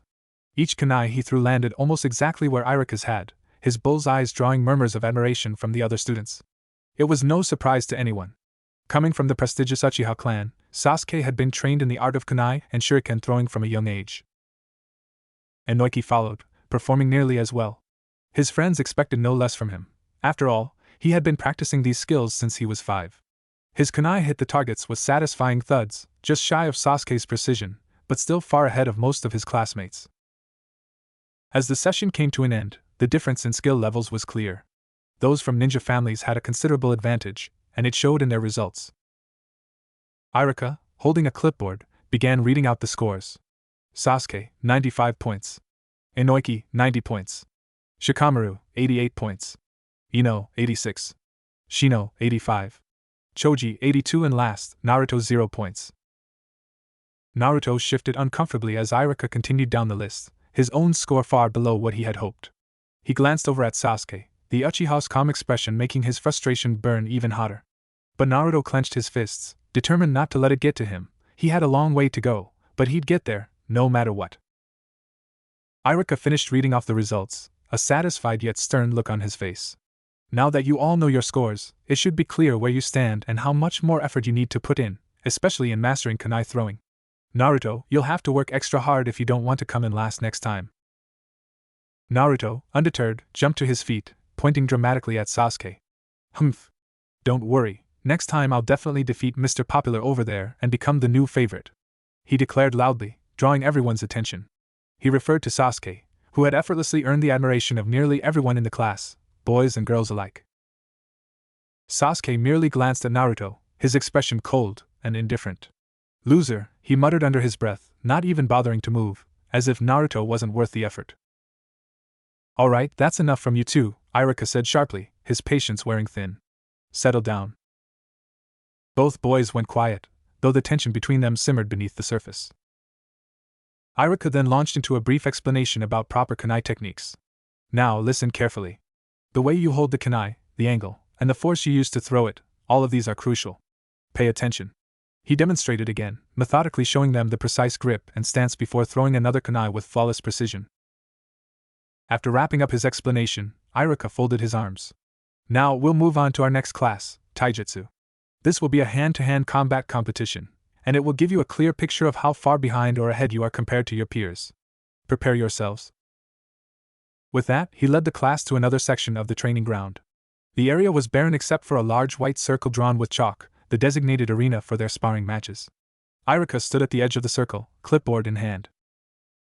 Choji and Shikamaru, you're up first, he announced. The two friends exchanged nervous glances but stepped into the circle, standing opposite each other. Before you begin, make the spar sign, Iruka instructed, holding up his index and middle fingers in a demonstration. Choji hesitated, his brows furrowed. Sensei, we're friends. Can't we skip this? I don't want to fight Shikamaru. Iruka shook his head. No exceptions, Choji. This tradition has been part of the academy since the time of the first Hokage. It's an honor, and it's important for your training. But before Iruka could continue, Shikamaru sighed, his expression as bored as ever. I give up. Iruka blinked in surprise. What? Shikamaru shrugged, stuffing his hands in his pockets. If we fight, one of us will win, and the other will lose. Why bother going through all the trouble when I can just give up? It saves time, and it saves you the hassle, Sensei. Iruka let out a long, exasperated sigh. You really have no motivation, Shikamaru. At this rate, becoming a Chunin will be impossible for you. With that, Shikamaru turned to leave the circle, but Iruka stopped him. Hold on. Before you leave, you and Choji need to make the unison sign. Shikamaru grumbled but complied, returning to the circle to interlock his fingers with Choji's in a brief sign of unity. Then the two left the arena, much to Iruka's dismay. Alright, next match. Iruka's eyes scanned the list. Sasuke, you're up. The moment Sasuke's name was called, the air shifted. The girls erupted into cheers, their excitement palpable as Sasuke confidently walked toward the circle. Even the boys, though less enthusiastic, couldn't help but murmur about Sasuke's skill. The anticipation hung heavy in the air. And your opponent, Iruka continued Inoiki. A wave of relief washed over the other students, glad they wouldn't have to face Sasuke in combat. Except for Naruto, who clenched his fists in frustration, eager for a chance to prove himself. Inoiki, go beat that pretty face! He shouted, cheering for his friend with fiery determination. Inoiki, though not as popular as Sasuke, stepped into the circle with his usual calm confidence. His friends, Ino, Shikamaru, Choji, and Naruto, stood by in support, though he didn't receive nearly as much attention from the rest of the class. But that didn't bother him. Sasuke and Inoiki stood face to face, both making the spar sign before settling into their fighting stances. The air between them crackled with tension. Begin! Iruka's voice rang out, signaling the start of the fight. Sasuke moved first, his speed impressive as he lunged toward Inoiki with a series of rapid punches. Inoiki dodged the initial blows, his footwork sharp, but Sasuke's relentless strikes forced him to stay on the defensive. Inoiki countered with a sweeping kick aimed at Sasuke's legs, hoping to knock him off balance. Sasuke, anticipating the move, leapt gracefully over the kick and retaliated with a swift elbow aimed at Inoiki's chest. Inoiki barely managed to block the strike, but the force of it pushed him back. Sasuke pressed the advantage, launching a barrage of kicks and punches. Inoiki tried to hold his ground, deflecting and dodging as best as he could, but Sasuke's attacks were unyielding. The difference in skill became apparent as the fight continued.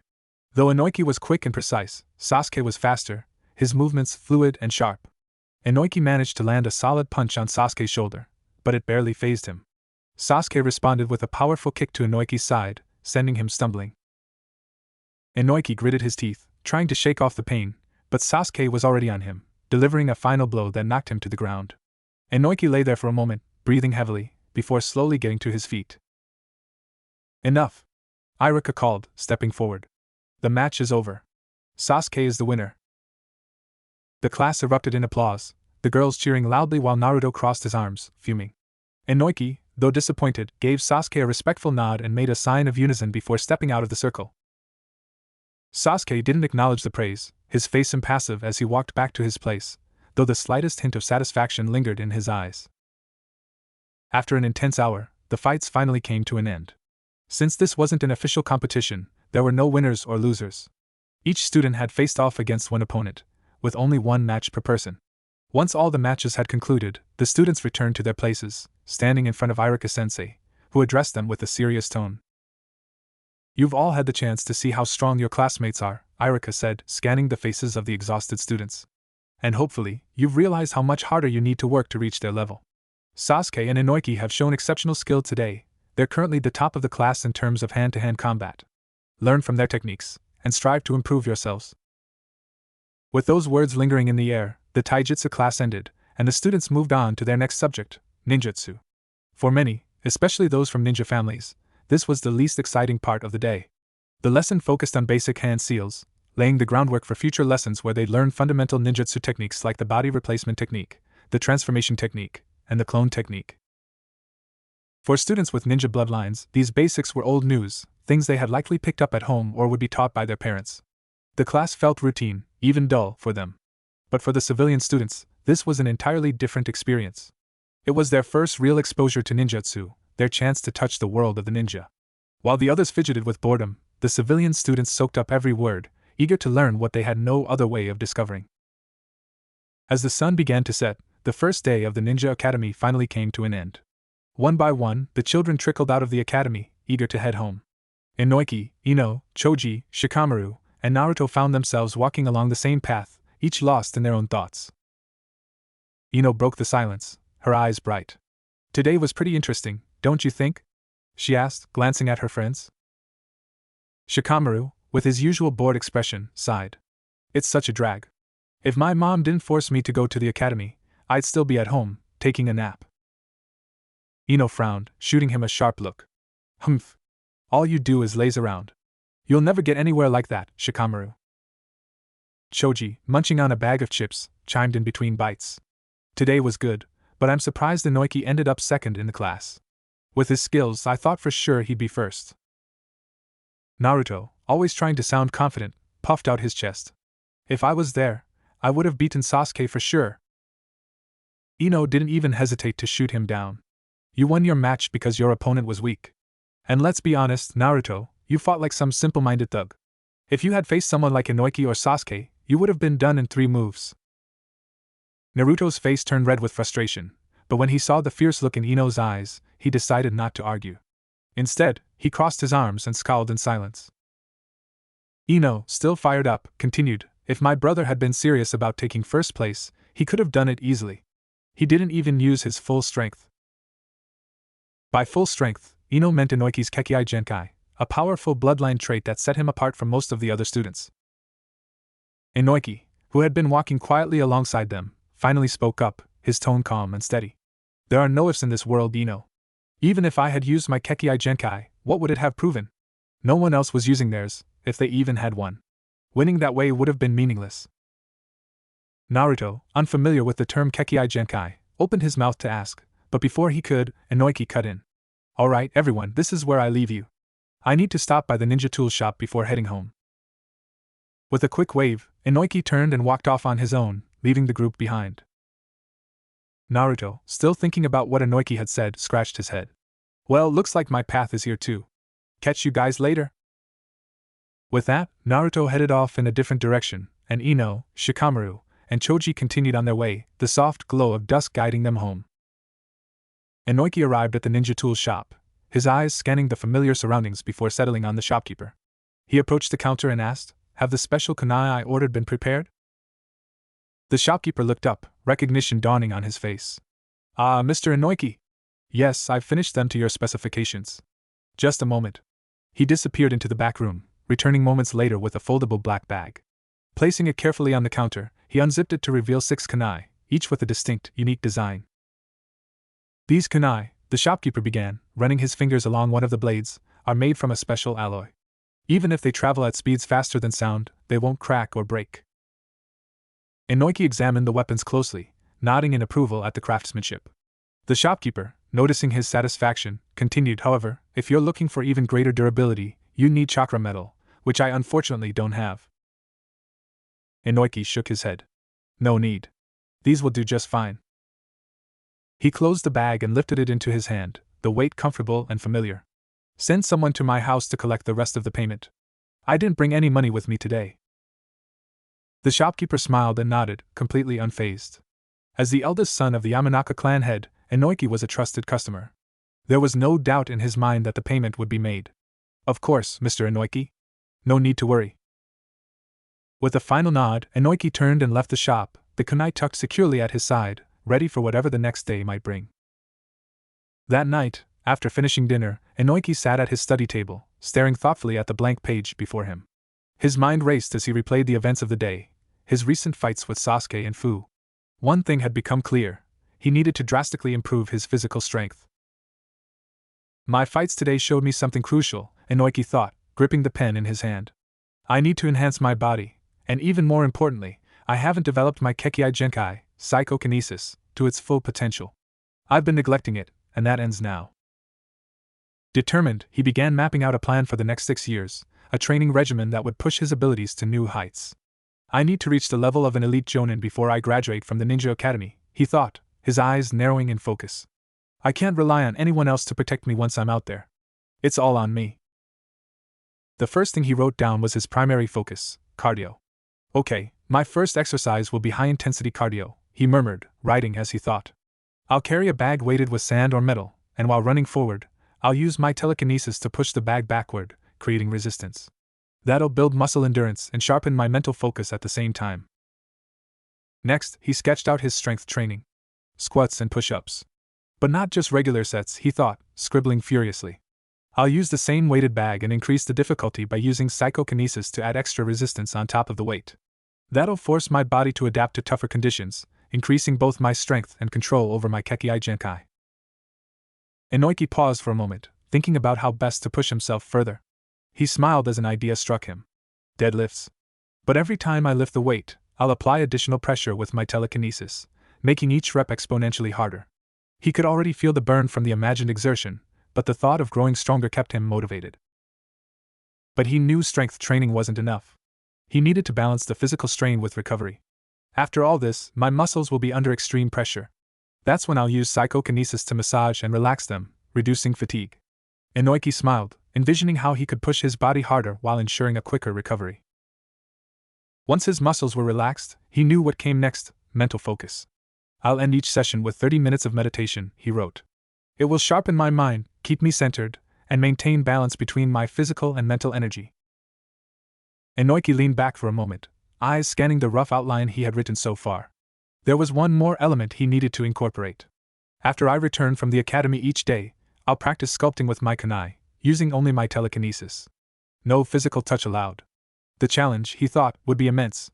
But the mental discipline required for such intricate control would pay off in ways even lifting weights couldn't. When he was finished, Inoki reviewed the entire training plan, nodding with satisfaction. This is perfect, he muttered. Phase 1, the morning, will focus on heavy lifting and resistance training with my telekinesis, enhancing both my physical strength and mental power. Phase 2, the evening, will hone my control even further, without taxing my body. It's the perfect balance. Satisfied with his strategy, Inoki leaned back in his chair, feeling more determined than ever. His path was clear now, not just to become strong, but to become unbeatable by the time he graduated. After finalizing his plans, Inoki went to bed, determined to start his new training regimen at dawn. The next morning, he woke up promptly at 4:30 a.m. After his personal hygiene routine, he grabbed the heavy sand-filled bag he prepared the night before and left his home by 5 a.m. Inoki headed toward a nearby playground, a quiet spot that rarely saw any visitors at this early hour. Just as he expected, the place was empty. The morning air was crisp, and the stillness of the playground only fueled his resolve. He wasted no time. Strapping on the heavy bag, he began his morning run, following the plan he'd devised. With each step, he used his telekinesis to push the weight backward, increasing the resistance. The strain on his muscles was intense, but Inoki pressed on, his mind focused on the goal. By the time he finished running, his muscles burned, but the satisfaction of having pushed himself to the limit spurred him forward. After returning home, Inoiki completed the rest of his morning training as planned, doing squats, push-ups, and deadlifts, each exercise enhanced with the use of his psychokinesis to add more difficulty. By the end, his body was exhausted, but he knew that every drop of sweat was a step closer to his goal. Once his training was finished, he took a long, relaxing bath. The hot water eased the tension in his muscles, and after he was refreshed, he joined his family for breakfast. He ate quietly, his mind still on the rigorous training he just completed. As he and Ino prepared to leave for the academy, their mother watched them from the doorway, a concerned look in her eyes. Inoiki's training this morning was much more intense than before, she remarked, her voice tinged with worry. Inoichi, standing beside her, nodded as he watched his son walk away. Yes, he agreed, he's pushing himself harder than ever. But he has no choice now. If he wants to become the ninja he dreams of being, this level of dedication is necessary. All we can do is support him, make sure he gets proper care on the weekends, that his diet is right, and that his needs are met. Inoiki's mother nodded, though the concern didn't leave her face. She knew the path her son had chosen was a difficult one, but she also understood his determination. There was no turning back, and Inoiki arrived at the Ninja Academy alongside Ino, Shikamaru, and Choji. As soon as they entered the building, the three of them headed straight for the classroom. Inoiki made his way to his usual seat, only to find Naruto already sitting there, waiting. This surprised him for a moment, but then he realized it made sense. I shouldn't be surprised, Inoiki thought. Naruto's new to the academy, and of course, he's excited about making friends. But soon enough, when he realizes most of the class barely talks to him, he'll start giving up. That's when he'll start skipping classes and pulling pranks around the village. Naruto, noticing Inoiki's arrival, flashed a grin. You came just in time. The class is about to start. Inoiki chuckled lightly and sat down, shaking his head. What's the point in coming early? He said with a smirk. There's no prize for showing up first. I had training to finish this morning, so I came when I was done with that. Naruto's eyes widened slightly. Training? You mean before class? He looked a little impressed, though he quickly tried to cover it up with a shrug. Yeah, Inoiki replied, leaning back in his chair. The real work starts long before the academy opens its doors. His tone was casual, but underneath, there was a quiet determination. He knew what it took to get stronger, and he wasn't about to waste any time. As soon as Inoiki finished speaking, Iruka entered the classroom, and the students quickly quieted down. After the usual greetings, Iruka began the day's theoretical lessons, his voice steady as he walked them through the material. Once the lecture was over, he led the class outside to the training grounds for kunai and shuriken practice. Today, however, was different. Instead of holding competitions like the day before, Iruka took a more personalized approach, guiding each student individually. He gave careful advice on how they could improve their throwing technique, pointing out where they were going wrong and how they could fix it. The class was quieter than usual, everyone focused on absorbing his feedback. When Iruka finished guiding Naruto, the boy swaggered over to where Inoiki stood, a confident grin plastered on his face. Just a few more practice rounds, and I'll beat you and Sasuke at kunai throwing, no problem, he declared, his enthusiasm palpable. Inoiki shook his head slightly, his expression calm. Naruto, if you want the class to take you seriously, it's not enough to just talk about it. You need to work hard and show them what you're capable of. Do you think Sasuke and I became accurate with kunai without countless hours of practice? Naruto's face faltered a bit, but he remained silent, listening. Inoiki continued, I've put in a lot of effort, but Sasuke's probably been training even longer. He's from the Uchiha clan, known for being experts in kunai and shuriken throwing. He was likely training before I even started. If you want admiration from the class, you'll have to earn it with hard work. Keep practicing, and the results will speak for themselves. Naruto, brushing off Inoiki's advice with a wave of his hand, muttered dismissively, yeah, whatever. His casual attitude only made Inoiki sigh inwardly. Naruto always seemed to treat serious advice as if it were just another lecture to ignore. Without saying anything further, Inoiki pulled a kunai and a shuriken from his pouch and handed them to Naruto. Here, take these and practice. Naruto's eyes widened in surprise. No, I can't take these. They're yours, he stammered, clearly taken aback. But Inoiki, undeterred, placed the weapons firmly in Naruto's hands. Don't worry about it, he said. Remember when I told you I had to go to the ninja tools shop yesterday? Naruto nodded, still confused. Well, Inoiki continued, I went to pick up my custom-made kunai. These ordinary ones? They're no longer of any use to me. So take them. Practice hard. For a moment, Naruto stood there, speechless. He stared down at the kunai and shuriken in his hands, then back up at Inoiki. Tears welled up in his eyes, though he quickly tried to hide them. This simple act of kindness meant more to him than anyone could realize. Aside from his beloved Hokage grandpa, Inoiki was the first person who had ever shown him real care. Naruto sniffled and nodded, his voice thick with emotion. "Thanks, Inoiki," he managed to say, his words more genuine now, as if he realized he had just gained a true friend. Inoiki watched Naruto's reaction, feeling a pang of sympathy for him. "I'm sorry, Naruto," Inoiki thought to himself. "I wish I could help you more, but I can't risk drawing too much attention." He glanced up at the sky, his mind racing. "If I get too close to you, the higher-ups of Konoha might start becoming suspicious, especially after what I said about the darkness in this village. They might link my actions to the Ino Shikacho clans, and that's a risk I can't take. Not now." Inoiki pushed those thoughts aside for the moment. Watching Naruto's happiness made it worth the risk, even if it was just a small gesture. As Naruto clutched the kunai and shuriken like they were treasures, Inoiki couldn't help but smile. Ow. Days passed in a steady rhythm for Inoiki as he adhered strictly to his rigorous training routine. Each morning, he woke early to complete his physical exercises before heading to the ninja academy. After a full day of lessons, his evenings were spent refining his combat skills and enhancing his mental discipline. On weekends, his training intensified with sparring matches, usually against his father or his uncle Choza. Shikaku, however, true to his lazy nature, rarely bothered to engage in these sessions. Time flowed like a quiet river, unbroken by any major disruptions, until 2 years had passed. On this particular morning, Inoiki was returning from his usual run at the playground near his house. The cool dawn air brushed against his skin as he finished his final lap, his breath steady and controlled. But something felt off today. The air was different, thick with tension, as if the village itself was holding its breath. More people were awake and out this early than usual, their faces marked with unease. There was a strange buzz of conversation, whispers, hurried exchanges, and furtive glances that hinted at something stirring within the village. Inoiki slowed his pace, eyes scanning the streets around him. The atmosphere, something's not right today, he thought. He could feel it in the air, a subtle shift in the usual quiet of the morning.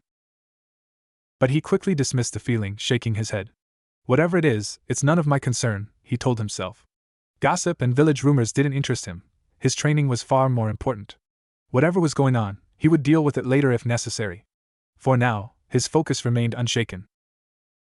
Without a second thought, Inoiki turned and made his way home, his mind already shifting back to the next phase of his training. When Inoiki returned home, something felt immediately off. Sitting in the living room were not only his father, Inoichi, but also his uncle Choza and Shikaku. The sight of the three men gathered so early in the morning sent a jolt of alarm through him. He knew right away that something significant must have happened. Without wasting a second, he asked, "Dad, what's going on? The atmosphere in the village is strange, and seeing all three of you here this early can only mean something serious has happened." Inoichi looked at him, his expression grim. "The Uchiha clan was massacred last night," he said slowly, his voice heavy with the weight of the news. "The culprit is Uchiha Itachi, the eldest son of the Uchiha clan head. He killed his entire clan. Alone." The words hit Inoiki like a shockwave. His mind raced, and suddenly, memories from his past life came flooding back with sharp clarity. The Uchiha massacre, it all made sense now. He had been so consumed by his own training that the timing of the tragedy had slipped his mind. If he had gone to the academy the day before, he would have remembered this infamous event. But even now, knowing about it, he felt strangely detached. He didn't know anyone from the Uchiha clan personally, and even if he had remembered sooner, there was nothing he could have done to stop it. After a brief pause, Inoiki asked, "What's the Hokage's reaction to all of this?" It was Shikaku who answered, leaning back with his usual calm demeanor, though his voice carried a rare seriousness. "Itachi has been declared an S-rank missing nin. Several Umbu teams have already been dispatched to hunt him down." Inoiki, his brow furrowed in confusion, spoke up. "That's it? Do they really expect us to believe that one person slaughtered the entire Uchiha clan? It's ridiculous. Does the Hokage think we're all fools?" Shikaku's usually laid-back demeanor shifted as his eyes narrowed. He turned to Inoiki, his tone cautious. "What are you getting at, Inoiki?"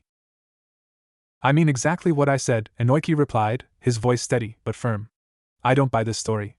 Even if, for the sake of argument, I accept that Itachi took out the entire Uchiha clan alone, there's no way the battle would have gone unnoticed. There were over 10 Jonin-level ninja in that clan. A fight of that scale would have created massive chakra fluctuations. We, as members of the Yamanaka clan, would have sensed it from miles away, especially with our sensitivity to chakra signatures. But we didn't feel anything. That means something else was at play. He paused, letting the weight of his words sink in before continuing. The only explanation is that the Uchiha compound was covered by some kind of barrier or formation, one strong enough to mask all the chakra signatures and fighting. And that kind of barrier is not something an outsider could have set up unnoticed. If foreign ninjas had infiltrated Konoha, father, as the head of the intelligence department, would have been alerted instantly. Inoiki's voice grew colder. Which means this didn't happen without the village's involvement. It was sanctioned, probably with the consent of the Hokage. And yet, no one's offering any explanation. Inoichi and Choza exchanged a shocked glance, clearly rattled by the sharpness of Inoiki's deductions. They hadn't expected such insight from him, but the logic was impossible to ignore. Shikaku, however, remained relatively calm, though his gaze had grown more thoughtful. He had also noticed inconsistencies in the official story but hadn't voiced them until now. Choza, hesitant and unsure, broke the silence. If what you're saying is true, then it must have been Root, he said quietly. Danzo could have orchestrated this, without the Hokage's knowledge. Itachi might have been forced to act under Root's influence. We all know Danzo would do anything to protect what he considers the village's best interests, even if it means making these decisions from the shadows. Inoiki shook his head, disagreeing with Choza's suggestion. No, that's impossible, he said firmly. We all know that the Uchiha clan had a heart of rebellion. It's no secret among the clans connected to Konoha's higher-ups. That's why the Hokage had Umbu ninjas stationed to monitor the Uchiha compound. There's no way he didn't know about what was happening. Umbu only obey the Hokage. They would never abandon their post without his direct orders. Choza sighed, realizing Inoiki was absolutely right. The Hokage's involvement in the monitoring of the Uchiha clan was well known among the inner circles of Konoha. If Umbu had been stationed there, they couldn't have missed the massacre. The only explanation was that the Hokage had sanctioned this tragedy. The room fell into an uneasy silence, the weight of the realization settling over everyone. After a few moments, it was Shikaku who broke the quiet. His voice was calm, but laced with a tired pragmatism. What happened is terrible, no doubt. But there's nothing we can do about it. We should treat it like the rest of the village does. We don't need explanations. He glanced at each person in the room, his gaze unwavering. Reluctantly, everyone nodded, agreeing with Shikaku's words. Even though the truth of the Uchiha massacre was unsettling, there was nothing to be gained by delving deeper into it. It was a dark chapter in the village's history, one that could only lead to more questions, and possibly more danger, if they tried to uncover its secrets.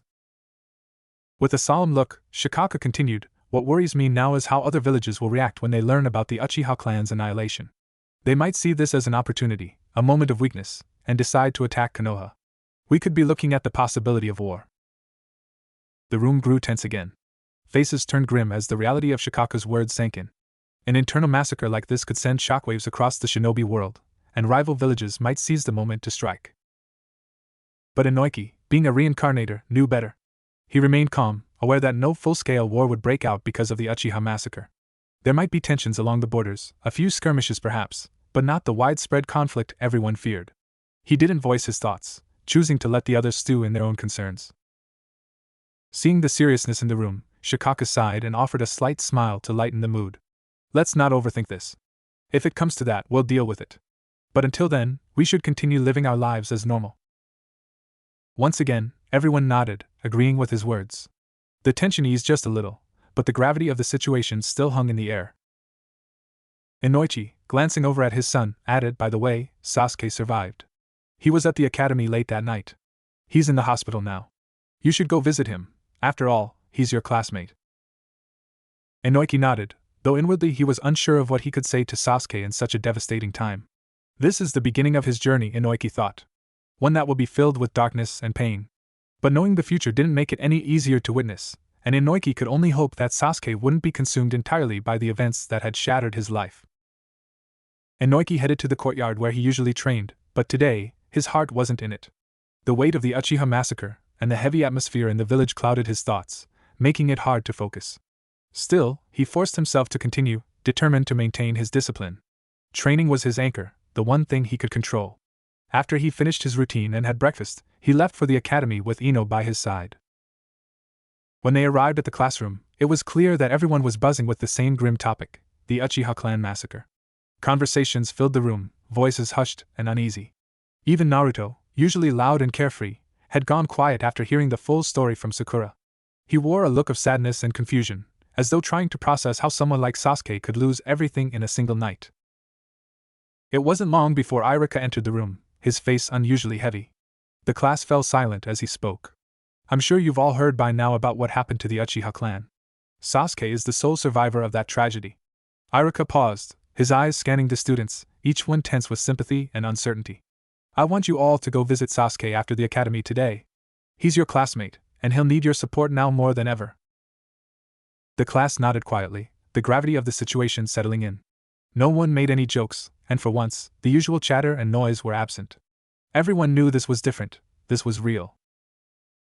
When the academy let out for the day, Inoiki, alongside his friends, Ino, Shikamaru, Choji, Naruto, Shino, Kiba, Hinata, and Sakura, made their way to the Konoha hospital. After asking around, they found Sasuke's room. The moment they entered, they saw Sasuke sitting on his hospital bed, staring blankly out of the window, lost in his own world. The weight of his grief was palpable, like a dark cloud hanging over him. Hearing the door creak open, Sasuke turned his head. His eyes, usually sharp and focused, were hollow, and for a moment, it seemed like he barely recognized them. But as his gaze fell on his classmates, a flicker of acknowledgement crossed his face. Inoiki, standing at the front of the group, took a step forward. His voice was quiet but steady as he addressed Sasuke. I'm sorry for your loss, he began, choosing his words carefully. I can't imagine what you're going through right now, so I won't pretend to offer any empty words about moving on or forgetting hatred. But as your friend, I don't want to see you fall into darkness. He paused, making sure Sasuke was really listening before continuing. I know you'll want revenge. And when that time comes, remember that you don't have to face it alone. We're your friends, and if you need our help, if you need us to stand with you when you face Itachi, don't hesitate to ask. You're not alone, Sasuke. We're with you. Sasuke's expression didn't change much, but there was a flicker of something, perhaps gratitude, or maybe just acknowledgement, that passed through his eyes. He didn't speak, but his silence wasn't one of rejection. It was the silence of someone who had lost everything and didn't yet know how to respond. Inoiki stood there for a moment longer before stepping back, letting the others approach. Naruto fidgeted awkwardly, trying to find the right words, while Sakura hesitated, unsure of what to say in such a situation. But it didn't matter. In that room, surrounded by his classmates, Sasuke knew he wasn't as isolated as he felt. After Inoiki finished speaking with Sasuke, he stepped back to let the others approach. One by one, his classmates came forward, offering their own words of comfort and support. Some tried to distract Sasuke with light conversation, while others simply expressed their sympathy. But despite their efforts, Sasuke remained distant, his gaze hollow, responding only with nods or silence. No words seemed to reach him. Days passed since the Uchiha clan massacre, and the village was slowly returning to its usual rhythm. But something had shifted in Sasuke. He had thrown himself into his training with a kind of madness, a single-minded intensity that consumed every moment of his time. Even though Inoiki had told him he wasn't alone, Sasuke largely kept to himself. He no longer engaged with the other students, and rarely spoke unless directly addressed. It was as if a wall had been built around him, one that no one could break through. Inoiki watched this unfold from a distance, feeling helpless. He knew there was little he could do. As much as he wanted to pull Sasuke out of his isolation, he also understood that this was Sasuke's choice. It was his life, and only he could decide how he wanted to live it. Inoiki wasn't naive. He could easily guess why Sasuke had chosen to distance himself. To Sasuke, his classmates were no longer on the same level. He was Uchiha Sasuke, heir to one of the most powerful bloodlines in the ninja world. In his mind, the others couldn't help him, not with his training, not with his vengeance. They didn't carry the weight of his legacy or the burden of his trauma. He was confident that, with the inheritance of the Uchiha clan, he could far surpass anyone, even without the help or friendship of those around him. This arrogance wasn't hard to understand. Inoiki had seen it in other shinobi who were born into powerful clans. But for Sasuke, it was magnified by the tragedy he had endured. The massacre had stripped him of everything except his name, and now he clung to that identity with a fierce determination. He believed that his strength alone would carry him to his goal, and nothing else mattered. Inoiki sighed inwardly. He knew Sasuke's path would be a lonely one, but it wasn't his place to intervene. All he could do was stand by and hope that one day, Sasuke would realize that true strength didn't come from isolation. But for now, Sasuke had chosen his way, and no amount of advice or friendship could pull him from the darkness he had embraced. It had been 2 weeks since the massacre of the Uchiha clan, and the weight of that tragedy still lingered over the village like a dark cloud. But in Inoiki's courtyard, life moved on. The evening sun bathed the area in a soft, golden light as Inoiki stood, focused intently on the task at hand. In front of him, 5 custom-made kunai floated in midair, held aloft by the invisible force of his telekinesis. The kunai moved with precision, carving away at a large stone with delicate, almost artistic finesse. Inoiki's eyes never left the stone as he carefully chipped away, each movement precise, each strike deliberate. He worked like a sculptor, shaping the stone into something more refined with every passing second. After half an hour of intense concentration, the stone had been transformed into a perfect octahedron, its edges sharp and symmetrical. Inoiki stepped back to admire his work, feeling a quiet sense of accomplishment. He had spent 2 years honing his control over his telekinesis, and it had finally paid off. Where once he could only manage 4 objects at a time, now he could control 5 with ease. While to others this might seem like slow progress, Inoiki knew just how significant the improvement was. His mastery over his psychokinesis had grown in ways that weren't immediately visible. His control had become sharper, more precise. The strength of his telekinesis had doubled in power, and he could manipulate objects with far greater accuracy and force than before. But it wasn't just his mental abilities that had improved. His physical strength had increased as well. Through intense training, he had built his body into a formidable weapon, capable of fighting on par with a Chunin-level ninja in hand-to-hand combat alone. The combination of his physical prowess and his telekinesis made him a force to be reckoned with, far more powerful than he had been 2 years ago. Still, Inoiki wasn't satisfied. He knew this was only the beginning. His goal wasn't just to become strong, it was to become unbeatable. And for that, there was much more work to be done. Inoiki's current training had taken on a new level of complexity. While perfecting his sculpting technique, he was also working on mastering multitasking with his telekinesis. Up until now, though he could control 5 objects at once, they all had to move in the same direction. If he tried to manipulate only some of the objects, they would all perform the exact same action, limiting his precision in combat and other tasks. To push past this limitation, Inoiki was training to move objects independently, one kunai moving forward while another moved backward simultaneously. This kind of control was essential for the level of mastery he sought. Reflecting on a battle 2 years ago with Fu, Inoiki realized just how crucial this ability would be. During that fight, he could only launch attacks in a single direction. For example, while attacking Fu from the front with his sword, he had to pause its movement in order to telekinetically manipulate the kunai in Fu's bag and attack from behind. This split focus left gaps in his combat flow and hindered his ability to apply continuous pressure from multiple angles. Now, after 2 years of dedicated practice, he was beginning to see the results. He had managed to make 2 kunai move in slanting motions, as if they were repelling each other, a significant step toward true multitasking with his telekinesis. While the improvement seemed small to an outsider, it was a clear sign of progress. Inoiki knew that with more effort and perseverance, he could further refine this skill, allowing him to control objects with even more complexity and precision. Though the road ahead was long, Inoiki remained focused. Each gain, no matter how small, was another step toward becoming the master of his abilities. He just needed to keep working hard, and eventually, he'd achieve the level of control he envisioned. Inoiki had been toying with an idea lately, using his shadow clone technique to send a copy of himself to the Ninja Academy. This way, he could free up more time to focus on his training. The thought was tempting, he could sharpen his skills even faster. But after careful consideration, he dismissed the plan. His body was already pushed to its limits with the intense physical training he did every morning, and his evenings were consumed by mental exercises to sharpen his mind. Adding more to his plate might yield short-term gains, but the long-term consequences on his health, especially as he grew older, seemed too great a risk. In the end, Inoiki decided it was wiser to stick to his current routine, the one that had shaped him over the past 2 years. Each morning was dedicated to physical training, each evening to sculpting his mental strength, and during the day, he faithfully attended the Ninja Academy. His life remained a delicate balance of body and mind, just as it had been for the last 2 years, steady, disciplined, and unchanging. 4 years had passed, and now 12-year-old Inoiki stood in the courtyard of his home, his upper body bare, muscles tense. He was locked in a deep horse stance, facing a massive stone that stood as tall as an adult. His entire body shimmered with a faint sky-blue aura, and his hair floated upwards as if carried by an invisible wind. For a few moments he remained still, gathering energy, his gaze focused intently on the stone. Then, with a sharp breath, "Ha!" he punched forward, his palms slicing through the air with all his strength. A small gust of wind whipped through the courtyard. When the dust settled, a perfect palm mark, 3 inches deep, had been imprinted on the surface of the stone, matching the exact size of Inoiki's hand. Inoiki exhaled slowly, stood upright, and began walking toward the stone. As he drew within a foot of it, he paused, focusing once more. He channeled his psychokinesis into his muscles, feeling the energy surge through him.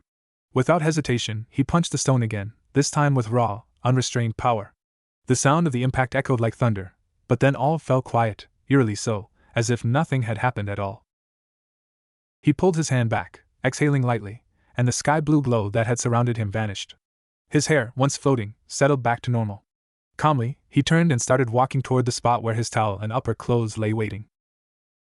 As he moved, a cracking sound broke the silence. Behind him, the stone he had just struck began to split, cracks spiderwebbing outward from the point of impact. In seconds, the entire stone crumbled to pieces, scattered across the courtyard like a broken monument to his growing strength. Your strength has reached a level where you're only slightly weaker, physically, than your Uncle Choza, Inoichi said, standing at the courtyard gate, his eyes scanning the shattered pieces of stone scattered across the ground. At this rate, I believe you'll surpass him in terms of physical power within the next 2 years. Inoichi, wiping sweat from his brow with a towel, smiled humbly. I still have a lot of work to do to catch up to all of you, he replied modestly. But Inoichi wasn't fooled. He knew his son was simply being humble. The truth was, Inoichi had already surpassed him in terms of raw strength. There was no denying the power he had just displayed. As Inoichi began pulling on his upper clothes, Inoichi's expression shifted, and he asked, Today is your graduation exam, right? Yes, Inoichi said, fastening his belt. By the end of the day, I'll finally be a ninja. Inoichi nodded, but his face clouded with concern. If our relationship with the Hokage were as it used to be, I could have recommended you to a good team. But now, with our ties strained, it's out of my hands. We'll just have to see how the Hokage handles your assignment. Inoichi paused, looking at his father with a calm, reassuring gaze. Dad, you worry too much? Nothing will happen. The Hokage may be a scheming man, but he won't move against me unless I pose a threat to the village or his position. And I'm doing neither. He grinned, confidence flashing in his eyes. Besides, I'm no longer afraid of anyone below the level of a Kage. Even if I can't defeat them, I can at least escape. Inoichi listened, his son's words easing his worries, if only slightly. He nodded in agreement. You're right, he said, then with a smile of his own added, Good luck with your graduation exam, though I doubt you'll need it. It'll be easy for you. Inoichi chuckled softly and nodded, agreeing with his father's remark. The tension between them eased, the air alight with shared confidence. After their brief exchange, both Inoichi and Inoichi headed to take a bath, the steam from the hot water rising in the quiet house. Once they were refreshed, the entire family gathered for breakfast, the table filled with the warmth of home and conversation. When the meal was finished, Inoichi stood, ready for the day ahead. He exchanged a glance with his sister, Ino, and together they left the house, making their way toward the Ninja Academy, both ready to face what the day would bring. Inoichi, Ino, Shikamaru, and Choji strolled together toward the Ninja Academy, the sun just beginning to warm the streets. Shikamaru, hands tucked behind his head, sighed lazily. Finally, after today's graduation, we'll be free from this academy nonsense. Going there every day has been such a drag. Ino shot him a teasing glance. If you think the academy's a drag, what are you going to do when you're on missions? In the academy, you only spend 5 or 6 hours a day. A mission could last weeks, maybe even months. Shikamaru winced at the thought, sighing deeply. What a drag, he muttered, imagining the hard work ahead. Inoichi, walking beside them, chuckled. Don't worry. You'll all get used to it, and who knows, you might even start enjoying the work. Then, with a sly grin, he added, but I'm not sure I can say the same for Shikamaru. Everyone burst out laughing, except Shikamaru, who gave another half-hearted sigh of resignation. But you know who might not even have to worry about missions? Choji chimed in between bites of a snack he'd pulled from his pouch. Naruto. I bet he won't pass the exam and graduate as a genin. Ino rolled her eyes. That's practically guaranteed. There's no way he's passing today. Inoichi nodded thoughtfully. I've tried to guide him, but he's slowed down his training. He's more focused on his mischief than anything else. Ino's frustration was clear as she spoke. Yeah, despite how much you tried to help him, he never listened. Always getting into pointless trouble instead of focusing on what matters. Inoichi let out a heavy sigh. He has his reasons, he said, his tone thoughtful. Naruto pulls all those pranks because he just wants attention. He's desperate for people to notice him, to stop treating him like he's invisible, like a plague. It's not like he has a choice. He's still a kid, not mature enough to understand that in this world, strength is what earns respect. He just wants to be treated like a normal kid, not like some kind of monster. Ino, Shikamaru, and Choji fell silent as they absorbed Inoiki's words. The weight of Naruto's struggle settled over them, a quiet empathy growing in their hearts. They had seen Naruto's antics as mere foolishness, but now they understood it came from a much deeper place. Seeing the somber expressions on their faces, Inoiki gave them a reassuring smile. Don't worry. Naruto's going to be fine. I'm sure he'll grow into a great ninja one day. He might even become Hokage. Shikamaru glanced at Inoiki, surprise flickering across his usually nonchalant face. Inoiki wasn't the type to make casual predictions. If he believed in Naruto's future, then maybe, just maybe, it wasn't as far-fetched as it seemed. The thought hung between them, unspoken, as they continued their walk in thoughtful silence. It was Ino who eventually broke the quiet. By the way, brother, she said, glancing over at Inoiki with a teasing smile, why do you always talk like you're some wise old man? If Naruto's just a kid, then so are you. You're the same age. Inoiki flashed a smug smile. I'm just too smart, you know. That's why no one can compare to me. At his narcissistic comment, Ino, Shikamaru, and Choji burst into laughter, their laughter echoing through the street as they made their way to the Ninja Academy. They joked and chatted, the usual weight of the day feeling lighter in their shared company. Soon, they reached the academy, their carefree moods still intact as they entered the classroom and took their seats. After a few minutes of idle chatter, Iruka-sensei arrived, clipboard in hand. The room quieted immediately. As you all know, Iruka began, his voice steady and calm, today is your graduation exam. I'll explain the content of the test now. To pass and become a ninja, you must successfully perform the clone technique. If you can do that, you will graduate from the Ninja Academy. A wave of relief swept through most of the students. The exam seemed simple enough, almost too easy. There were quiet murmurs of excitement as everyone realized they had a good shot at passing. But Naruto, sitting toward the back of the classroom, muttered under his breath, clenching his fists. Damn it, not the clone technique. I'm terrible at that, it's my weakness.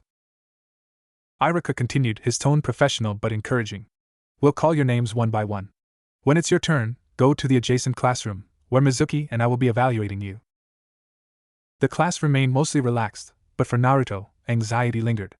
Inoiki glanced at him, sensing his struggle, but said nothing. After Iruka finished explaining the exam, he left the classroom, and one by one, the students were called to demonstrate the clone technique. The room buzzed with nervous energy as each name echoed through the classroom.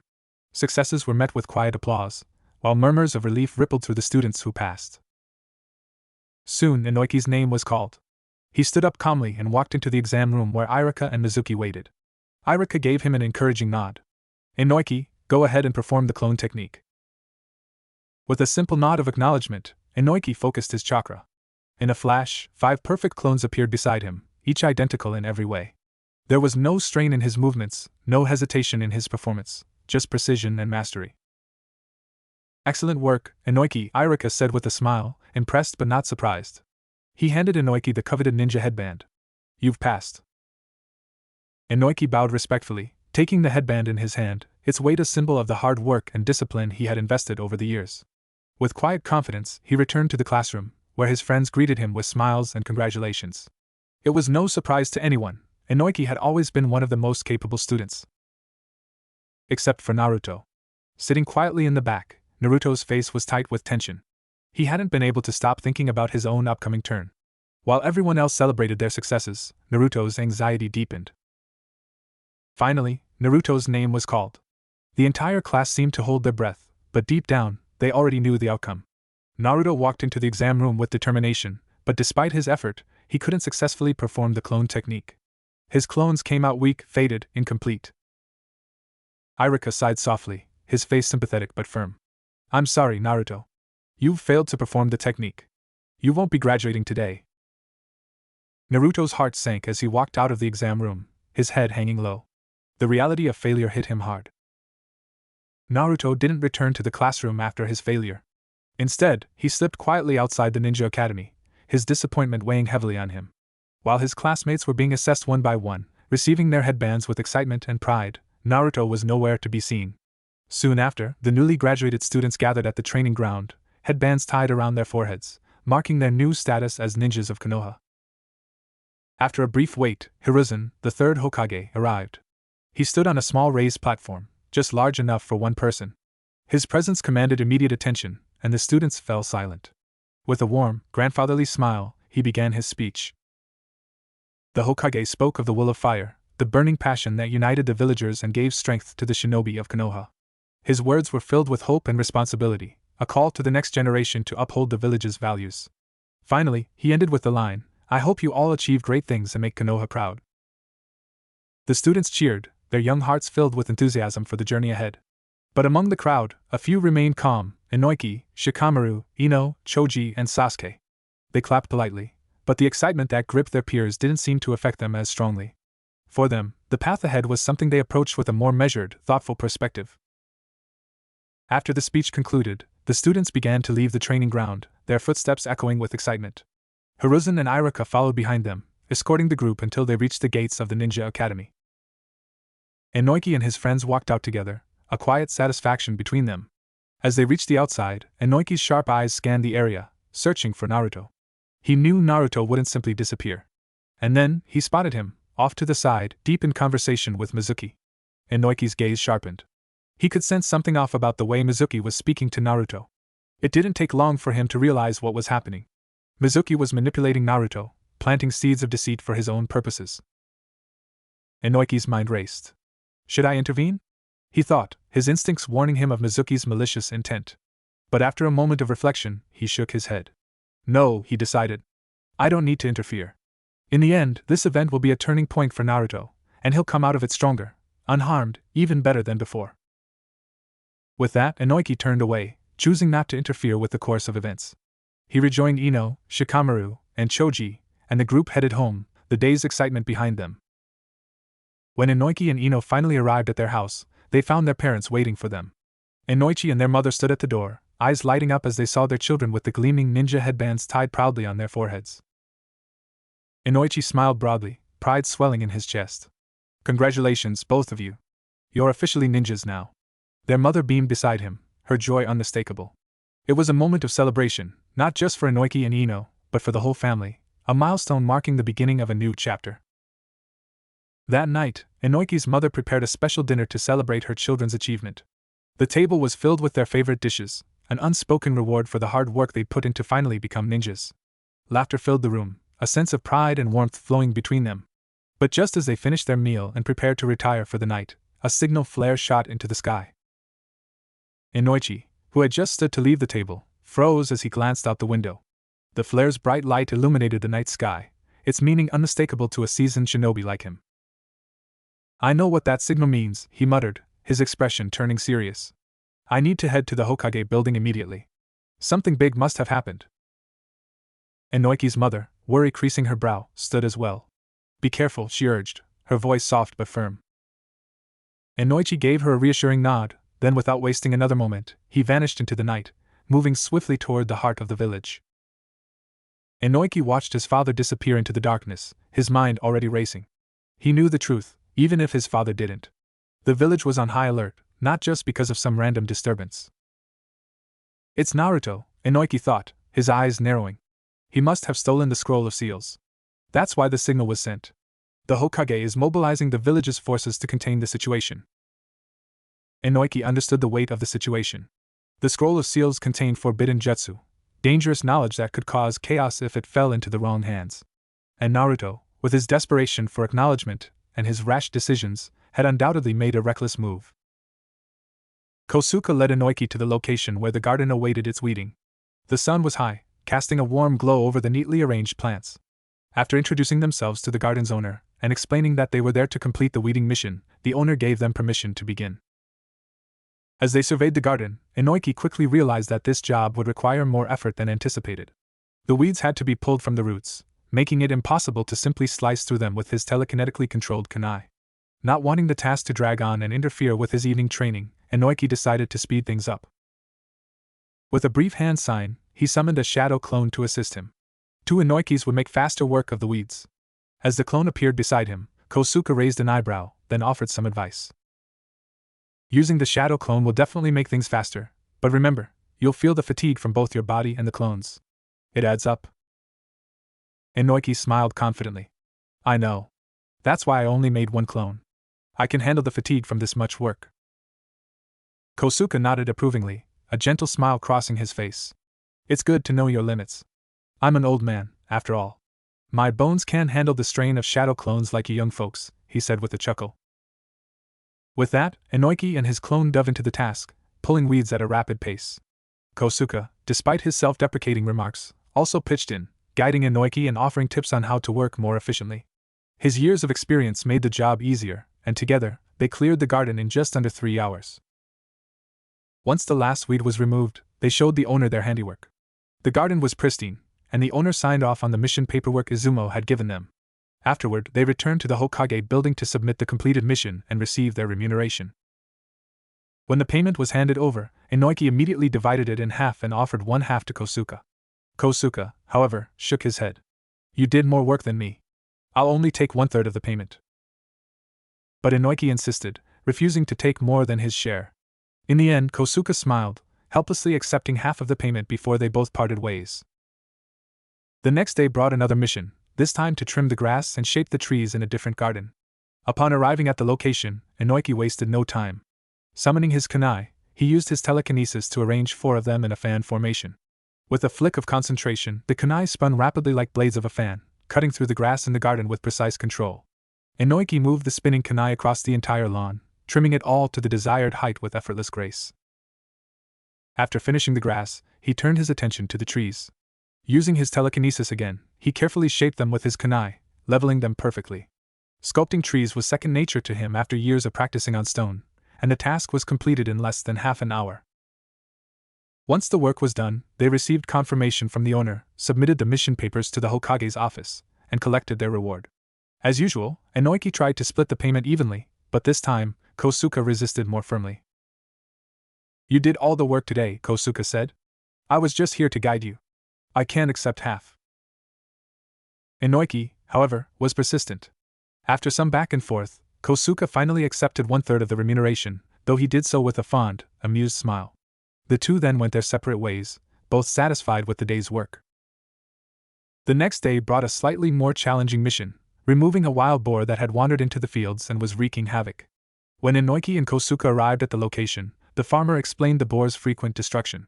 Kosuke, with his decades of experience, began to teach Inoiki how to track the animal. You can tell the boar's been here by the disturbed soil, Kosuke explained, pointing to freshly turned earth where the boar had rooted for food. See the shallow grooves? That's from its tusks. Also, look at the trampled grass. Boars move in a straight path when they're running, so they leave a trail of flattened vegetation. And if you look closely, the droppings over there confirm it's been here recently. Inoiki listened intently, observing each of the signs Kosuke pointed out, mentally filing them away. But after Kosuke finished speaking, Inoiki gave a slight grin. All of that's good, but I can make this quicker with my sensory abilities. If the boar is still in the field, it won't escape my senses. With a brief concentration, Inoiki activated his sensory ability, expanding his awareness across the entire field like an invisible net. Within moments, he pinpointed the location of the wild boar, hidden in a thicket nearby. His eyes narrowed as he focused. There it is, Inoiki said calmly. Without moving a muscle, he controlled his kunai with telekinesis, sending it silently through the air. The kunai struck the boar with precision, killing it instantly before it could react or cause further damage. Kosuke observed with a satisfied smile. Efficient, as always, he remarked, impressed by Inoiki's swift action. When they returned to report the mission's completion, Kosuke once again accepted only 1/3 of the remuneration, insisting that Inoiki had done all the work. Day after day, they completed one D-rank mission, with Inoiki honing his skills further while learning valuable lessons in teamwork and patience. Over the course of 7 days, Inoiki crossed paths with other teams, including Team 7 and others who were also carrying out their D-rank missions. Though the missions were simple, each day brought new encounters and small opportunities for growth. On the 8th day, Izumo and Kotetsu, having completed their own mission of guarding the Konoha Gate, rejoined Inoiki and Kosuke. Izumo greeted them with excitement in his voice. Today we've decided to take on a C-rank mission. Together, they headed to the Hokage's office, where Hiruzen Sarutobi was waiting. After a brief discussion, Hiruzen assigned them a C-rank mission, escorting a caravan to the grass country. It was a more complex task than simple village work, requiring vigilance and skill. As they prepared to leave, the sense of anticipation filled the air. A few minutes later, the door to the classroom slid open, and Irika stepped in. The lively chatter that had filled the room fell silent immediately. All eyes turned to him as he made his way to the front of the class, holding a clipboard in his hand. Naruto, sitting beside Inoki, looked worse for wear. His face was swollen and bruised, the result of a beating from the enraged girls who hadn't forgiven him for the accidental kiss with Sasuke. Inoki shot Naruto a sideways glance but kept his thoughts to himself, suppressing a smirk. Iruka noticed Naruto's battered appearance but chose to ignore it. He knew Naruto well enough to guess that the boy had likely brought it on himself. Instead, Iruka focused on the clipboard and addressed the class. Today, I will be announcing the squads you will be assigned to. The air in the room became electric with excitement. Every student sat up straight, their eyes fixed on Iruka, eager to learn which team they would be a part of. The moment had finally arrived, the first step toward their futures as ninjas. Iruka began reading from the clipboard. Squad 1, he announced the names, then moved on to Squad 2. Finally, he reached the third group, Squad 3, Inoki, Ishida, and Rishu. Inoki listened calmly as his name was called. He glanced over at Ishida and Rishu, his new teammates, and gave a small nod. They exchanged brief, knowing looks. Meanwhile, Iruka continued announcing the remaining squads. Then came the one everyone was waiting for, Squad 7. Squad 7, Naruto, Sakura, and Sasuke. Sakura beamed, ecstatic to be on the same team as Sasuke. She barely contained her joy, her eyes glued to him with a smile. Naruto, on the other hand, had mixed feelings. He was thrilled to be on a team with Sakura, but his face fell at the thought of being stuck with Sasuke, the one person who seemed to overshadow him at every turn. Finally, after finishing the announcements for all the squads, Iruka looked up at the class. Your squad leaders will come to pick you up after lunch. Be sure to be back in the classroom by then. And remember, from today onward, your lives as ninjas truly begin. I hope you all do well. After Iruka's final words, he exited the classroom, and the students quickly followed, eager to enjoy their lunch break before meeting their new squad leaders. The room emptied out, filled with chatter about team assignments and the excitement of their next steps as ninjas. Meanwhile, in the Hokage's office, Hiruzen Sarutobi, having observed the class through his telescope technique, decided it was time to move on.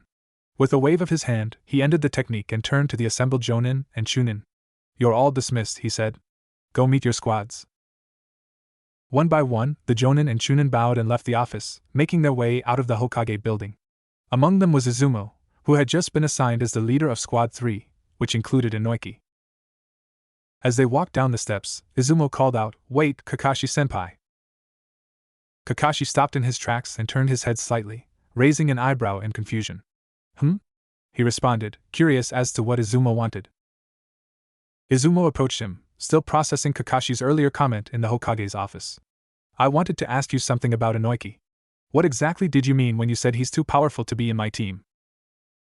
Kakashi, with his usual relaxed demeanor, gave a small, understanding nod. So that's what's on your mind. Well, I meant what I said. Inoki's strength is remarkable. What you've seen is just the surface. Maybe one day, you should ask him to fight you at full strength. He might show you something even I haven't seen yet. Izumo's curiosity deepened. He had always believed that with enough information, even a weaker ninja could strategize and defeat a stronger one. But Kakashi's cryptic warning made him wonder what exactly set Inoki apart. What could be so special about him? He could sense that Kakashi wasn't going to reveal much more. Knowing Kakashi's reputation, Izumo didn't press further. I see, he said, nodding thoughtfully. Thanks for the advice, Kakashi-senpai. Kakashi gave a casual wave before continuing on his way. Izumo stood there for a moment, his mind still churning with questions about the mysterious boy on his team. But time was short. He still had to meet his new squad, and answers would have to wait. After leaving the classroom, Naruto hurried after Sakura, his usual hopeful grin on his face. Sakura! Let's eat together! He called out eagerly, catching up to her. Sakura stopped but didn't even turn to face him. Her rejection was as swift as it was harsh. You're so annoying, Naruto, she snapped, her voice cold and dismissive. Naruto stood frozen, the sting of her words hitting harder than any blow. His hopeful expression faded, replaced with a mix of sadness and frustration. Speechless and dejected, he watched as Sakura walked away without a second glance. Just as Naruto was about to leave, feeling utterly defeated, he heard a voice from behind. Naruto, Inoki said, walking up to him with a calm yet serious look. As your friend, I've given you a lot of advice over the years, and you've ignored just about all of it. But please, this time, listen to what I have to say. Naruto turned to face him, confused but listening. Sakura doesn't love you, Inoki continued, his voice steady but gentle. She only has Sasuke in her heart. She doesn't care about you the way you want her to. But he paused, making sure Naruto was paying attention. There's a girl out there who does care about you, a lot. If you were in danger, she'd risk her life to protect you. Naruto blinked, startled and more confused than ever. What? Who is this girl? Inoki smiled faintly but didn't give away the answer. That's something you'll have to figure out on your own. She hasn't confessed to you yet, and I don't want to spoil it for her. But if you pay attention, you'll see the signs. Just observe carefully, and you'll know who she is. Naruto stood there, wide-eyed, still processing what Inoki had said. Inoki gave a friendly pat on Naruto's shoulder before turning to leave. It's up to you, Naruto. You can keep chasing after someone who doesn't care about you, or you can open your eyes and see the person who truly does. Think about it. With that, Inoki walked away, leaving Naruto standing there in deep thought, wondering who this mysterious girl could be. An hour later, Izumo appeared at the classroom door, his presence commanding the attention of the students. Class 3, follow me, he said with a nod, turning quickly on his heel without waiting for further acknowledgement. Inoki, Ishida, and Rishu exchanged quick glances before heading toward the door. They fell in line behind Izumo as he led them through the village, but there was something deliberate in his pace. Izumo moved just fast enough that they couldn't quite catch up to him, yet slow enough that they wouldn't lose sight of him entirely. It was a test, one that forced them to keep up but left no room for error. After a while, they arrived at the training ground. Izumo stopped abruptly, and his 3 students reached the clearing a few moments later, panting from the exertion. At least 2 of them were. Ishida and Rishu were hunched over, hands on their knees, trying to catch their breath, clearly tired from the extended run. Inoki, however, stood tall, breathing steadily, his expression calm and focused. Izumo observed their condition, his eyes lingering on Ishida and Rishu with a hint of disappointment. Their stamina needed work. But when he turned to Inoki, his expression shifted to quiet approval. Inoki had kept up without showing any signs of exhaustion, a clear indication of his physical conditioning and discipline.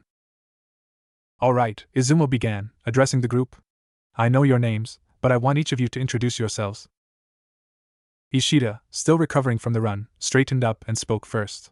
My name is Ishida, and I want to become Hokage in the future. Next was Rishu, who echoed a similar dream. My name is Rishu, and I also want to become the Hokage of Konoha one day. Izumo couldn't suppress a small sigh. It was a typical answer, one he had heard countless times from students fresh out of the academy. Everyone, at some point, dreamed of becoming Hokage. He had once been just as naive. Over time, reality had a way of tempering those grand ambitions. Then, it was Inoki's turn. He stood confidently, his eyes calm but resolute. My name is Yamanaka Inoki, he began, and I don't care about becoming Hokage. I just want to be powerful enough to protect my family and my friends. Izumo's expression softened at Inoki's words. Unlike the lofty dreams of his teammates, Inoki's goal was grounded in something deeper, something personal. It wasn't about fame or glory, it was about responsibility, about protecting the people he cared about. Izumo nodded thoughtfully after hearing their introductions, his expression unreadable. I won't be introducing myself today, he said, his tone deliberate. And there's a reason for that, which you'll understand tomorrow. Tomorrow, you'll face your survival test, conducted by me. Only if you pass will you be considered true genin. If you fail, I have the authority to send you back to the academy. Ishida blinked in confusion and immediately protested, but we all passed the genin exam. Why do we need another test? Izumo's gaze sharpened. Yes, you passed the genin exam, but that doesn't mean you're ready to serve the village as full-fledged ninja. Passing the academy test shows that you have the basics, but it's up to us, the team leaders, to determine if you have what it takes to be a true shinobi. This survival test is where you prove your worth. So instead of complaining, I suggest you focus on preparing for tomorrow. With that, Izumo dismissed the team for the day and turned to leave, his words hanging in the air like a challenge. As he disappeared from sight, Ishida grumbled, he didn't tell us anything about himself. How are we supposed to trust him? Inoki, who had remained quiet until now, spoke up calmly. I know who he is, he said, his voice low but clear. Izumo values intelligence gathering above all else. I'd suggest the 2 of you start collecting information about him. If he didn't introduce himself, it's likely part of his test, a way to gauge our ability to gather intel. Ishida and Rishu exchanged uncertain glances, but Inoki's tone carried authority. He wasn't trying to be generous for no reason, he simply didn't want his teammates to fail the test and drag him down with them. If they couldn't rise to the occasion, it could jeopardize their chances of becoming genin. Inoki continued, start paying attention. Look for anything that might tell us more about him. Tomorrow, He won't just be testing our survival skills, he'll be testing our ability to think like ninjas. With that, Inoki left the training ground, his mind already strategizing for the day ahead. Ishida and Rishu, left to reflect on his words, realized that the real test had already begun. After offering his advice to his teammates, Inoki left the training ground and headed home. Upon entering, he found his mother busy with her daily work. She glanced up as he walked in and asked, "How was your day?" Inoki gave her a small, reassuring smile. "It was fine," he replied simply, not wanting to burden her with the details of his upcoming test. Without further conversation, he went straight to his room to complete his evening practice, already mentally preparing for what the next day would bring. The next morning, Inoki reluctantly skipped his usual training routine. Izumo had called them in early, and he knew there was no room for delay. He arrived at the training ground first, just as the morning mist was beginning to lift. Within a few minutes, Ishida and Rishi showed up, both looking a bit nervous but determined. None of them wanted to risk failing the test and being sent back to the academy. They waited together in silence, the tension palpable. All three had arrived before the designated time, unwilling to be late and give Izumo any reason to disqualify them. Finally, as the exact hour arrived, Izumo appeared, walking calmly toward them. Izumo surveyed the three students with a critical eye, his expression neutral. "It seems you're all ready for the survival test," he said, a slight edge to his voice, as if weighing their readiness. Then, he added, "But before we begin, I have one question. Yesterday, I didn't introduce myself. Did any of you manage to collect information about me?" At this, Ishida and Rishu turned to Inoki, surprise and unease on their faces. Though Inoki had warned them the day before to gather intel on Izumo, they hadn't taken it seriously. After a few half-hearted attempts, they had given up, thinking Inoki was overthinking the situation. Inoki saw the panic in their eyes and shook his head. He had expected as much. Looking back at Izumo, Inoki spoke confidently. "Your name is Izumo Kamizuki. You're a chunin of Konoha, known for your proficiency in water-release jutsu and your expertise in throwing sharp weapons." Izumo raised an eyebrow, his expression still unreadable. For a moment, he said nothing, letting the tension build. Ishida and Risha stood awkwardly, clearly regretting not having listened to Inoki's advice. Finally, Izumo gave a small nod, acknowledging Inoki's efforts. "Good. You've done your research," he said, his voice steady. "Knowing your allies, and your opponents, is essential for a shinobi. Inoki, you showed initiative. But this was a team exercise. The two of you," he glanced sharply at Ishida and Rishu, "did not." Ishida and Rishu looked down, embarrassed by their failure to take the task seriously. "This is your first lesson," Izumo continued, his tone firm but not unkind. "Survival isn't just about strength or skill in combat. It's about intelligence, resourcefulness, and working together as a team. You need to learn to rely on each other if you want to succeed." With that, Izumo stepped back, crossing his arms. "Now let's see how well you handle the real test." Izumo pulled a small bell from his pocket and held it up for the team to see. The soft jingle caught the attention of Inoki, Ishida, and Rishu. "Your task is simple," Izumo said, his tone calm but firm. "Use all your skills, all your tactics, and take this bell from me. If you manage to do that, you pass the survival test." Inoki eyed the bell, knowing full well how easy it would be for him to take it if he went all out. It would be like taking candy from a child. But the test wasn't just about individual strength, it was about teamwork. He understood that if he didn't at least pretend to work with Ishida and Rishu, he could risk failing the test altogether. Taking a deep breath, Inoki turned to his teammates and quickly formulated a plan. "Ishida, Rishu, flank him. You go left, you go right. Your job is to limit his movement and keep him from escaping. I'll go in from the front and make a move for the bell." Ishida and Rishu nodded, moving into position without hesitation. They weren't as fast or skilled as Inoki, but they trusted his judgment. As they flanked Izumo on both sides, Inoki darted forward, his speed a blur, as he closed the gap between himself and their sensei. Izumo's eyes widened for a brief moment, surprised at Inoki's raw speed. In the blink of an eye, Inoki was upon him, launching into a fierce hand-to-hand combat exchange. The first blow came fast, a sharp punch aimed at Izumo's midsection. Izumo deflected it with his forearm, but the force of the impact reverberated through him. Inoki pressed the attack relentlessly, his movements fluid and precise.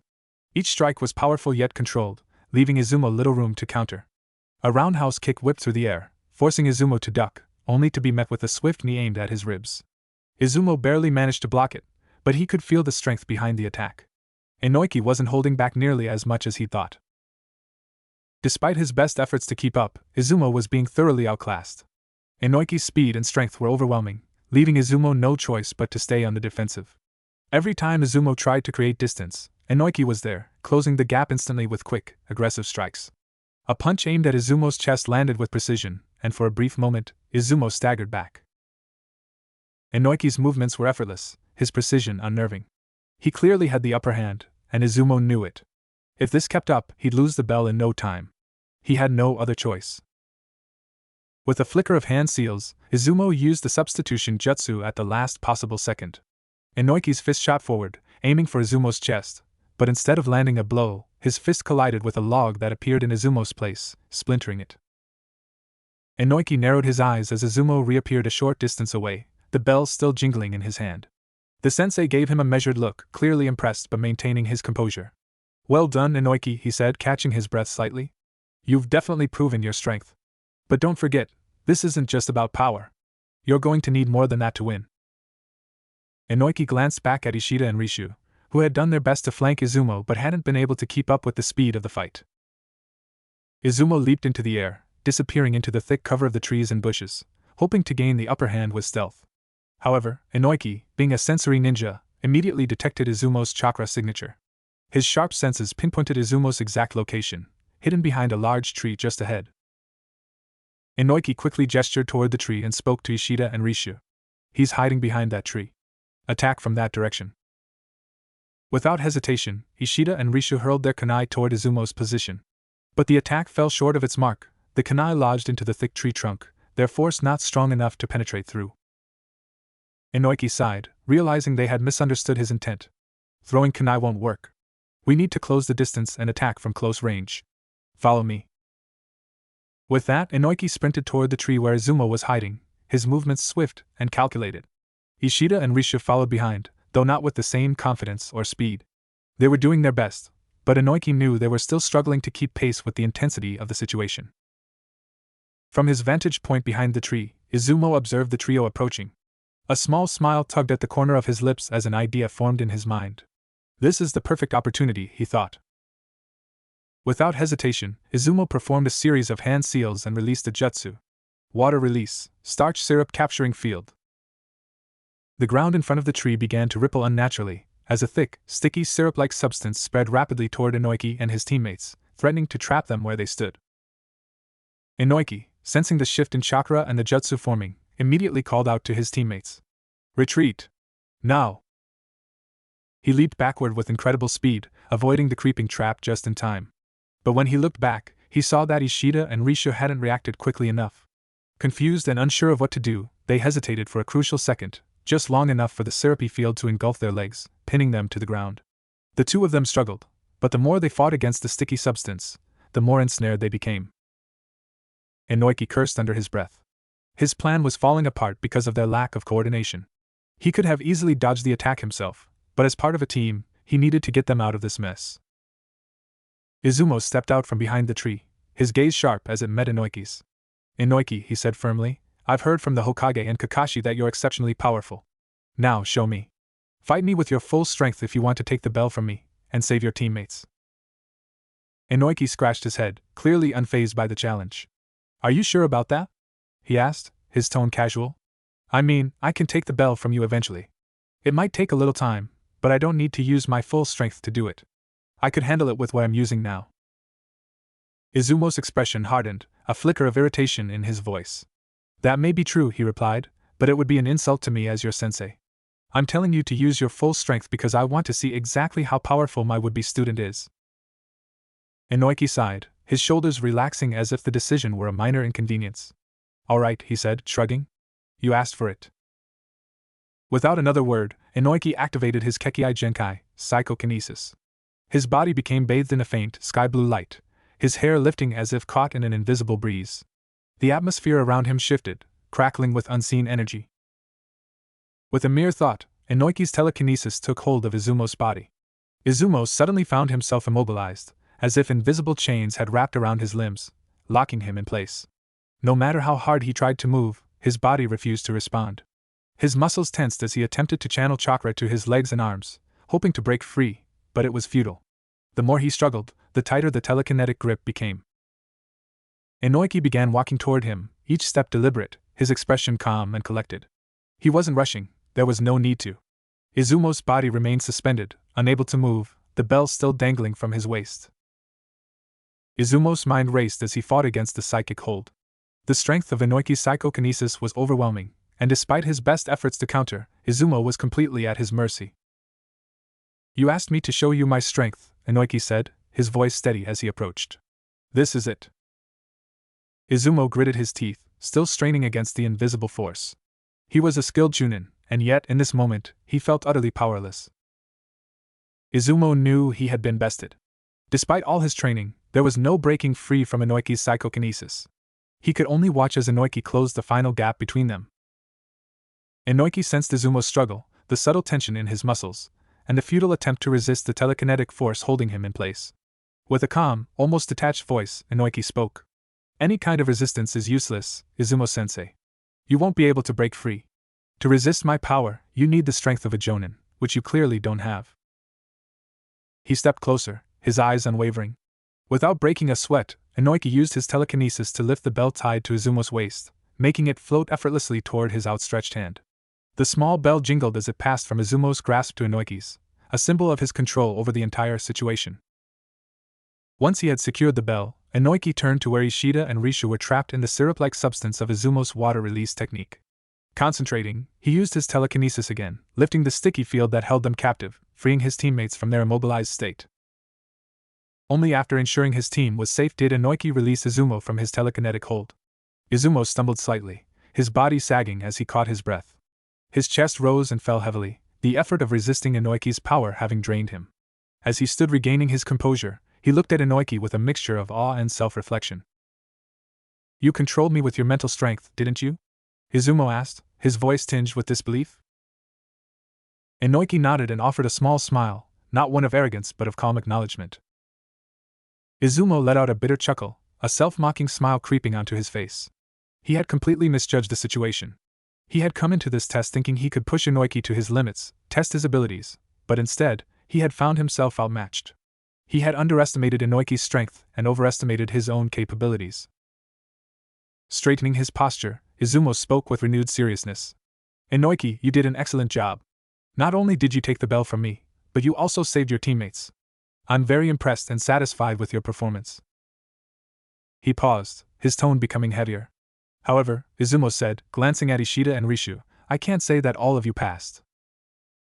Ishida and Rishu tensed, dread creeping into their expressions as Izumo turned fully toward them. "Your strength is not at the level of a genin," he said bluntly. "That alone I could overlook, allowing you time to train and catch up. But what I cannot ignore is your inability to follow simple commands, especially when those commands came from a sensory ninja acting as your captain. In a real mission, that kind of failure would endanger not just you, but your entire team. I'm afraid I have no choice but to fail both of you." Ishida and Rishu looked crestfallen, their heads hanging low, the weight of their failure sinking in. Izumo then turned back to Inoiki. "As for you, Inoiki, you performed admirably. I can't find any fault in your skills or leadership. I'll report this to the Hokage and let him decide how to proceed with your placement." Inoiki's brows furrowed slightly, concern for his teammates overriding his sense of accomplishment. "Isn't there any way for Ishida and Rishu to pass?" he asked, his voice genuine and calm, but tinged with a hint of urgency. Ishida and Rishu, catching on to Inoiki's plea, immediately added their own desperate requests. "Please, Izumo-sensei," Ishida begged. "We'll train harder. We'll do whatever it takes." "Just give us one more chance," Rishu echoed. But Izumo shook his head, resolute in his decision. "No, I've made up my mind, and it wasn't an easy decision. I've thought about this carefully. You two will have to return to the academy and refine your skills. This isn't a punishment, but a chance for you to truly learn what it means to be a ninja. When you're ready, you'll succeed. But for now, this is how it has to be." His words, though firm, carried the weight of experience and responsibility. There would be no reconsideration. With a heavy silence hanging in the air, Ishida and Rishu were left to absorb the gravity of their situation, while Inoiki stood quietly, knowing he had done all he could for them. "Okay, everyone dismissed," said Izumo, his voice carrying a finality that signaled the end of the test. Without another word, he turned and left the training ground, his mind still lingering on the events of the day. Inoiki turned toward Ishida and Rishu, his expression soft but resigned. "Take care, you two," he said, offering a faint smile. "I hope that next year, you'll both become qualified genin. Ishida and Risha nodded, their disappointment heavy in the air. They knew Inoiki had tried his best to help them, but their own shortcomings had held them back. With nothing left to say, they trudged away, defeated but hopefully wiser. Inoiki watched them go, shaking his head slightly. He had done everything he could as their teammate, but in the end, their failure wasn't something he could change. He had to accept it, even though part of him wished things could have turned out differently. Meanwhile, in the Hokage's office, Izumo stepped in to deliver his report. As he entered, he noticed his friend Kotetsu Higane already there, leaning casually against the wall. Kotetsu turned toward him with a grin. "Your team failed too?" he asked, half joking. Izumo shook his head and approached the Hokage, bowing respectfully. "Hokage-sama," he began, "I've tested my team. Ishida and Rishu are unfit to be genin at this time." His tone was formal, but there was an underlying heaviness as he relayed the news. However, Izumo continued, "Inoiki is an exceptional ninja. His performance was far beyond what I expected." Hiruzen Sarutobi looked up from his desk, his curiosity piqued. "Oh?" he said, leaning forward slightly. "Tell me more." Izumo recounted the events of the survival test, explaining how Inoiki had taken control of the situation, showing both strength and strategic thinking. When he described how Inoiki had used his Kekkei Genkai, psychokinesis, to immobilize him and take the bell effortlessly, the Hokage's eyes widened in surprise. Hiruzen sat back, clearly impressed. He had always known Inoiki had great potential, but the rapid growth in his power was astonishing. "I knew Inoiki was strong," Hiruzen said thoughtfully, "but to overpower a Chunin so decisively I hadn't expected that." Kotetsu, standing nearby, couldn't resist poking fun at his friend. "You lost to a newbie?" he teased with a smirk. "Looks like you need to hit the training grounds more often." Izumo shook his head, his expression serious. "It's not that simple," he said. "Inoiki's strength is far beyond what you'd expect from someone fresh out of the academy. Even if we both fought him together, the outcome would likely be the same. He's on another level." The room grew quiet for a moment as the weight of Izumo's words sank in. Even Kotetsu was silent as he processed the gravity of what Izumo had said. Hiruzen leaned forward, clasping his hands together. "It seems Inoiki's growth has surpassed all expectations. I'll need to consider his future very carefully," he mused aloud. "He's not just an ordinary genin." Izumo nodded. "Indeed, Hokage-sama. He's ready for more than just the standard team missions. I believe he can handle much greater challenges." The Hokage remained silent for a moment, contemplating what to do with such a talented young ninja. Suddenly, a thoughtful expression crossed Hiruzen's face, and a spark of inspiration lit his eyes. "I've decided," the Hokage said with a smile. "You and Kotetsu will be on the same team with Inoiki." Izumo blinked, surprised by the unexpected decision. "So, will it be a three-man team, or will there be a fourth member?" he asked, curious about how the team structure would work. Hiruzen's smile widened as he replied, "The fourth member of your team will be Genin Kosuke Maraboshi." A/N. I was struggling to choose a suitable jonin for my team, but thankfully Uraga_N suggested Kosuke Maraboshi. Their recommendation clarified my decision, and I appreciate their input. The room fell silent for a moment as both Izumo and Kotetsu stared at the Hokage, their expressions a mixture of surprise and confusion.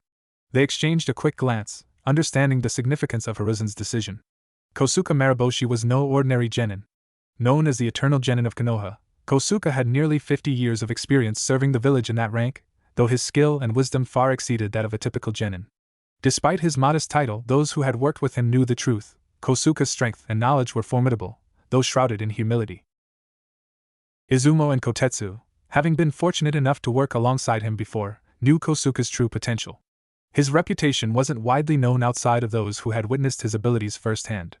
To most, he was simply a genin who had never advanced in rank, but to those who knew better, he was a hidden gem of Konoha. Their silent contemplation was broken by Hiruzen's steady voice. "Izumo," the Hokage said, "you will act as the captain of this team." Izumo quickly nodded, pushing aside his surprise to focus on the task at hand. He bowed deeply, his voice firm and resolute. "Yes, Hokage-sama. I will not disappoint you." Kotetsu, still processing the decision, also bowed, accepting Hiruzen's orders. Though the team composition was unexpected, he trusted the Hokage's wisdom. The combination of Inoiki's raw power, Kosuke's vast experience, and their own skills could make for a truly unique and powerful team, if they could manage to work together. Hiruzen's eyes gleamed with satisfaction as he watched the two men before him. "Good," he said, his tone carrying the weight of his years of experience. I have high hopes for this team.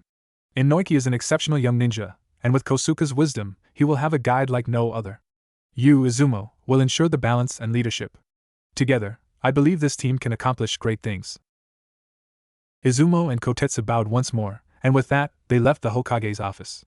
As they walked side by side down the hallway, Kotetsu couldn't help but let out a low chuckle.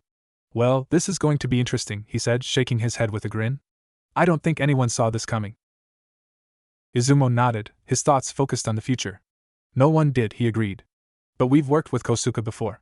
And now, with Inoiki on the team, it's our job to make this work. Kotetsu glanced at him with a smirk. Think you're ready to lead a team like this? Izumo smiled, though there was a hint of tension behind it. Ready or not, it's happening. We'll just have to make sure we don't underestimate anyone, especially Inoiki. As the evening sun cast a warm glow over the village, Izumo made his way to Inoiki's house. He hesitated briefly before knocking, his mind focused on the task ahead. The door creaked open, revealing a middle-aged woman with kind eyes. You are? She asked, her gaze curious yet cautious.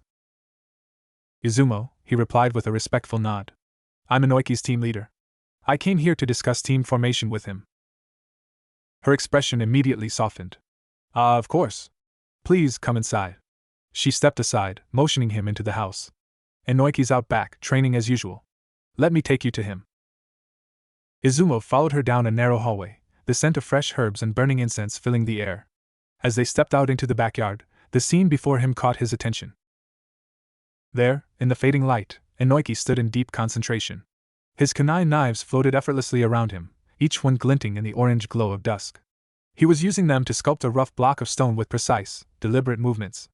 A sense of calm power radiated from the young shinobi as he worked, completely focused on the task. Inoiki's mother smiled softly as she watched her son. He does this every evening, she said, pride evident in her voice. Then, turning to Izumo, she added, please wait here for a moment. I'll bring you some tea. Izumo shook his head quickly, holding up a hand. No, it's fine. I don't want to trouble you. I can wait just like this. But Inoiki's mother waved away his polite refusal, gesturing toward a seat near the garden. Nonsense. Please, make yourself comfortable. I'll be back shortly. Without giving him another chance to object, she disappeared into the house, leaving Izumo alone to watch the rhythmic dance of kunai and stone. The quiet determination in Inoiki's movements was mesmerizing. By now, Inoiki had sensed Izumo's presence. With a subtle movement, he halted the floating kunai and brought them gently to the ground. Turning, he approached his leader with a calm stride and sat down across from him, the faint smile on his lips showing no sign of strain from his training. You didn't have to stop, Izumo said, meeting his gaze. I could have waited. You didn't need to interrupt your session. Inoiki smiled wider, brushing off the concern. It's just training for control, he said lightly. Interruptions don't matter. If I were practicing something crucial, like a search, well, even if you had to wait for hours, I wouldn't stop. That's my determination. If I allow myself to stop, that means I'm not committed enough. Izumo considered his words, nodding in quiet approval. Anyway, Inoiki continued, leaning back slightly, you came here at this hour. Does that mean the team's been finalized? Izumo smiled and gave a firm nod. You've guessed it right. I came to tell you about the team you'll be part of. The Hokage himself decided. Inoiki's curiosity was piqued, his eyebrow raising slightly. Oh? Then let's hear it. The team consists of me, Kotetsu, and Kosuke Mariboshi. Inoiki's brow furrowed in thought for a moment before he asked, just to clarify, is this the same Kosuke Mariboshi who's known as the Eternal Genin of Konoha? Izumo blinked, surprised. You know Kosuke Mariboshi? Inoiki chuckled, a glint of amusement in his eyes. Are you forgetting, Izumo-sensei, that I'm the son of Yamanaka Inoichi, head of the intelligence department?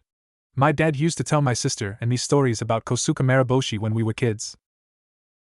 Izumo's surprise gave way to a sheepish laugh.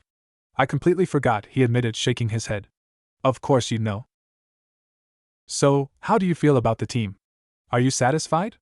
Izumo asked, his tone light but curious. Inoiki grinned, his eyes gleaming with excitement. More than satisfied. This is the best team I could have asked for. Kosuke Mariboshi has the strength of a jonin and over 50 years of experience. And with two chunin like you and Kotetsu, I'm in safe hands. Izumo smiled, pleased with Inoiki's response. I'm glad to hear that. We'll meet tomorrow morning and start taking missions, he said, rising to his feet, signaling that it was time for him to leave. But before Izumo could take another step, Inoiki raised a hand to stop him. Wait, tea's almost ready. Just give it a few more minutes, Mom will be here soon. Izumo waved off the offer with a polite smile. Please apologize to your mother for me. I've got some work to finish. Inoiki gave a nod of understanding. Don't worry about it. I'll let her know. With that, Izumo left the house, disappearing into the evening shadows. A few minutes later, Inoiki's mother returned, carrying a tray with a steaming pot of tea and 2 cups. Her eyes scanned the room, but there was no sign of Izumo. Where did your sensei go? She asked, looking slightly puzzled. He had some work, so he left, Inoiki explained, taking the tray from her hands. He also said to apologize. She sighed softly, glancing at the tea. And this tea? Inoiki chuckled, pouring himself a cup. Don't worry. I'll take care of it. He took a sip, savoring the warmth. Tea's always good after training anyway. His mother smiled, sitting beside him as they shared the quiet moment. The next morning, after finishing his early training, Inoiki arrived outside the Hokage building. As he approached, he saw Izumo, Kosuka, and Kotetsu already waiting for him. He quickened his pace slightly, then asked, Did I keep you all waiting long? Izumo shook his head with a reassuring smile. Not at all. We just got here ourselves, and you're right on time. No need to worry or feel guilty.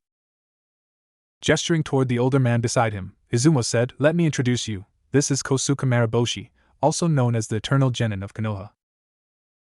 Kosuka looked at Inoiki with a warm, almost grandfatherly smile. Hello?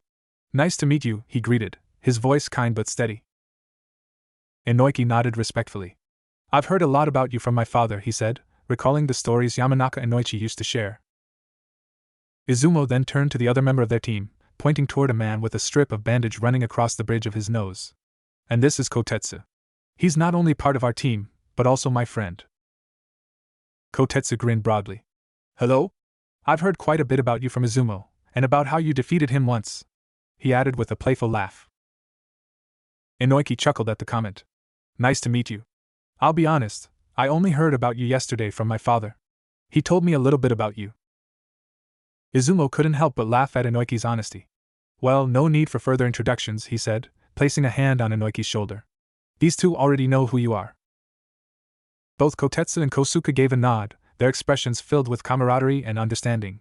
It was clear that their new team had already begun to forge a bond,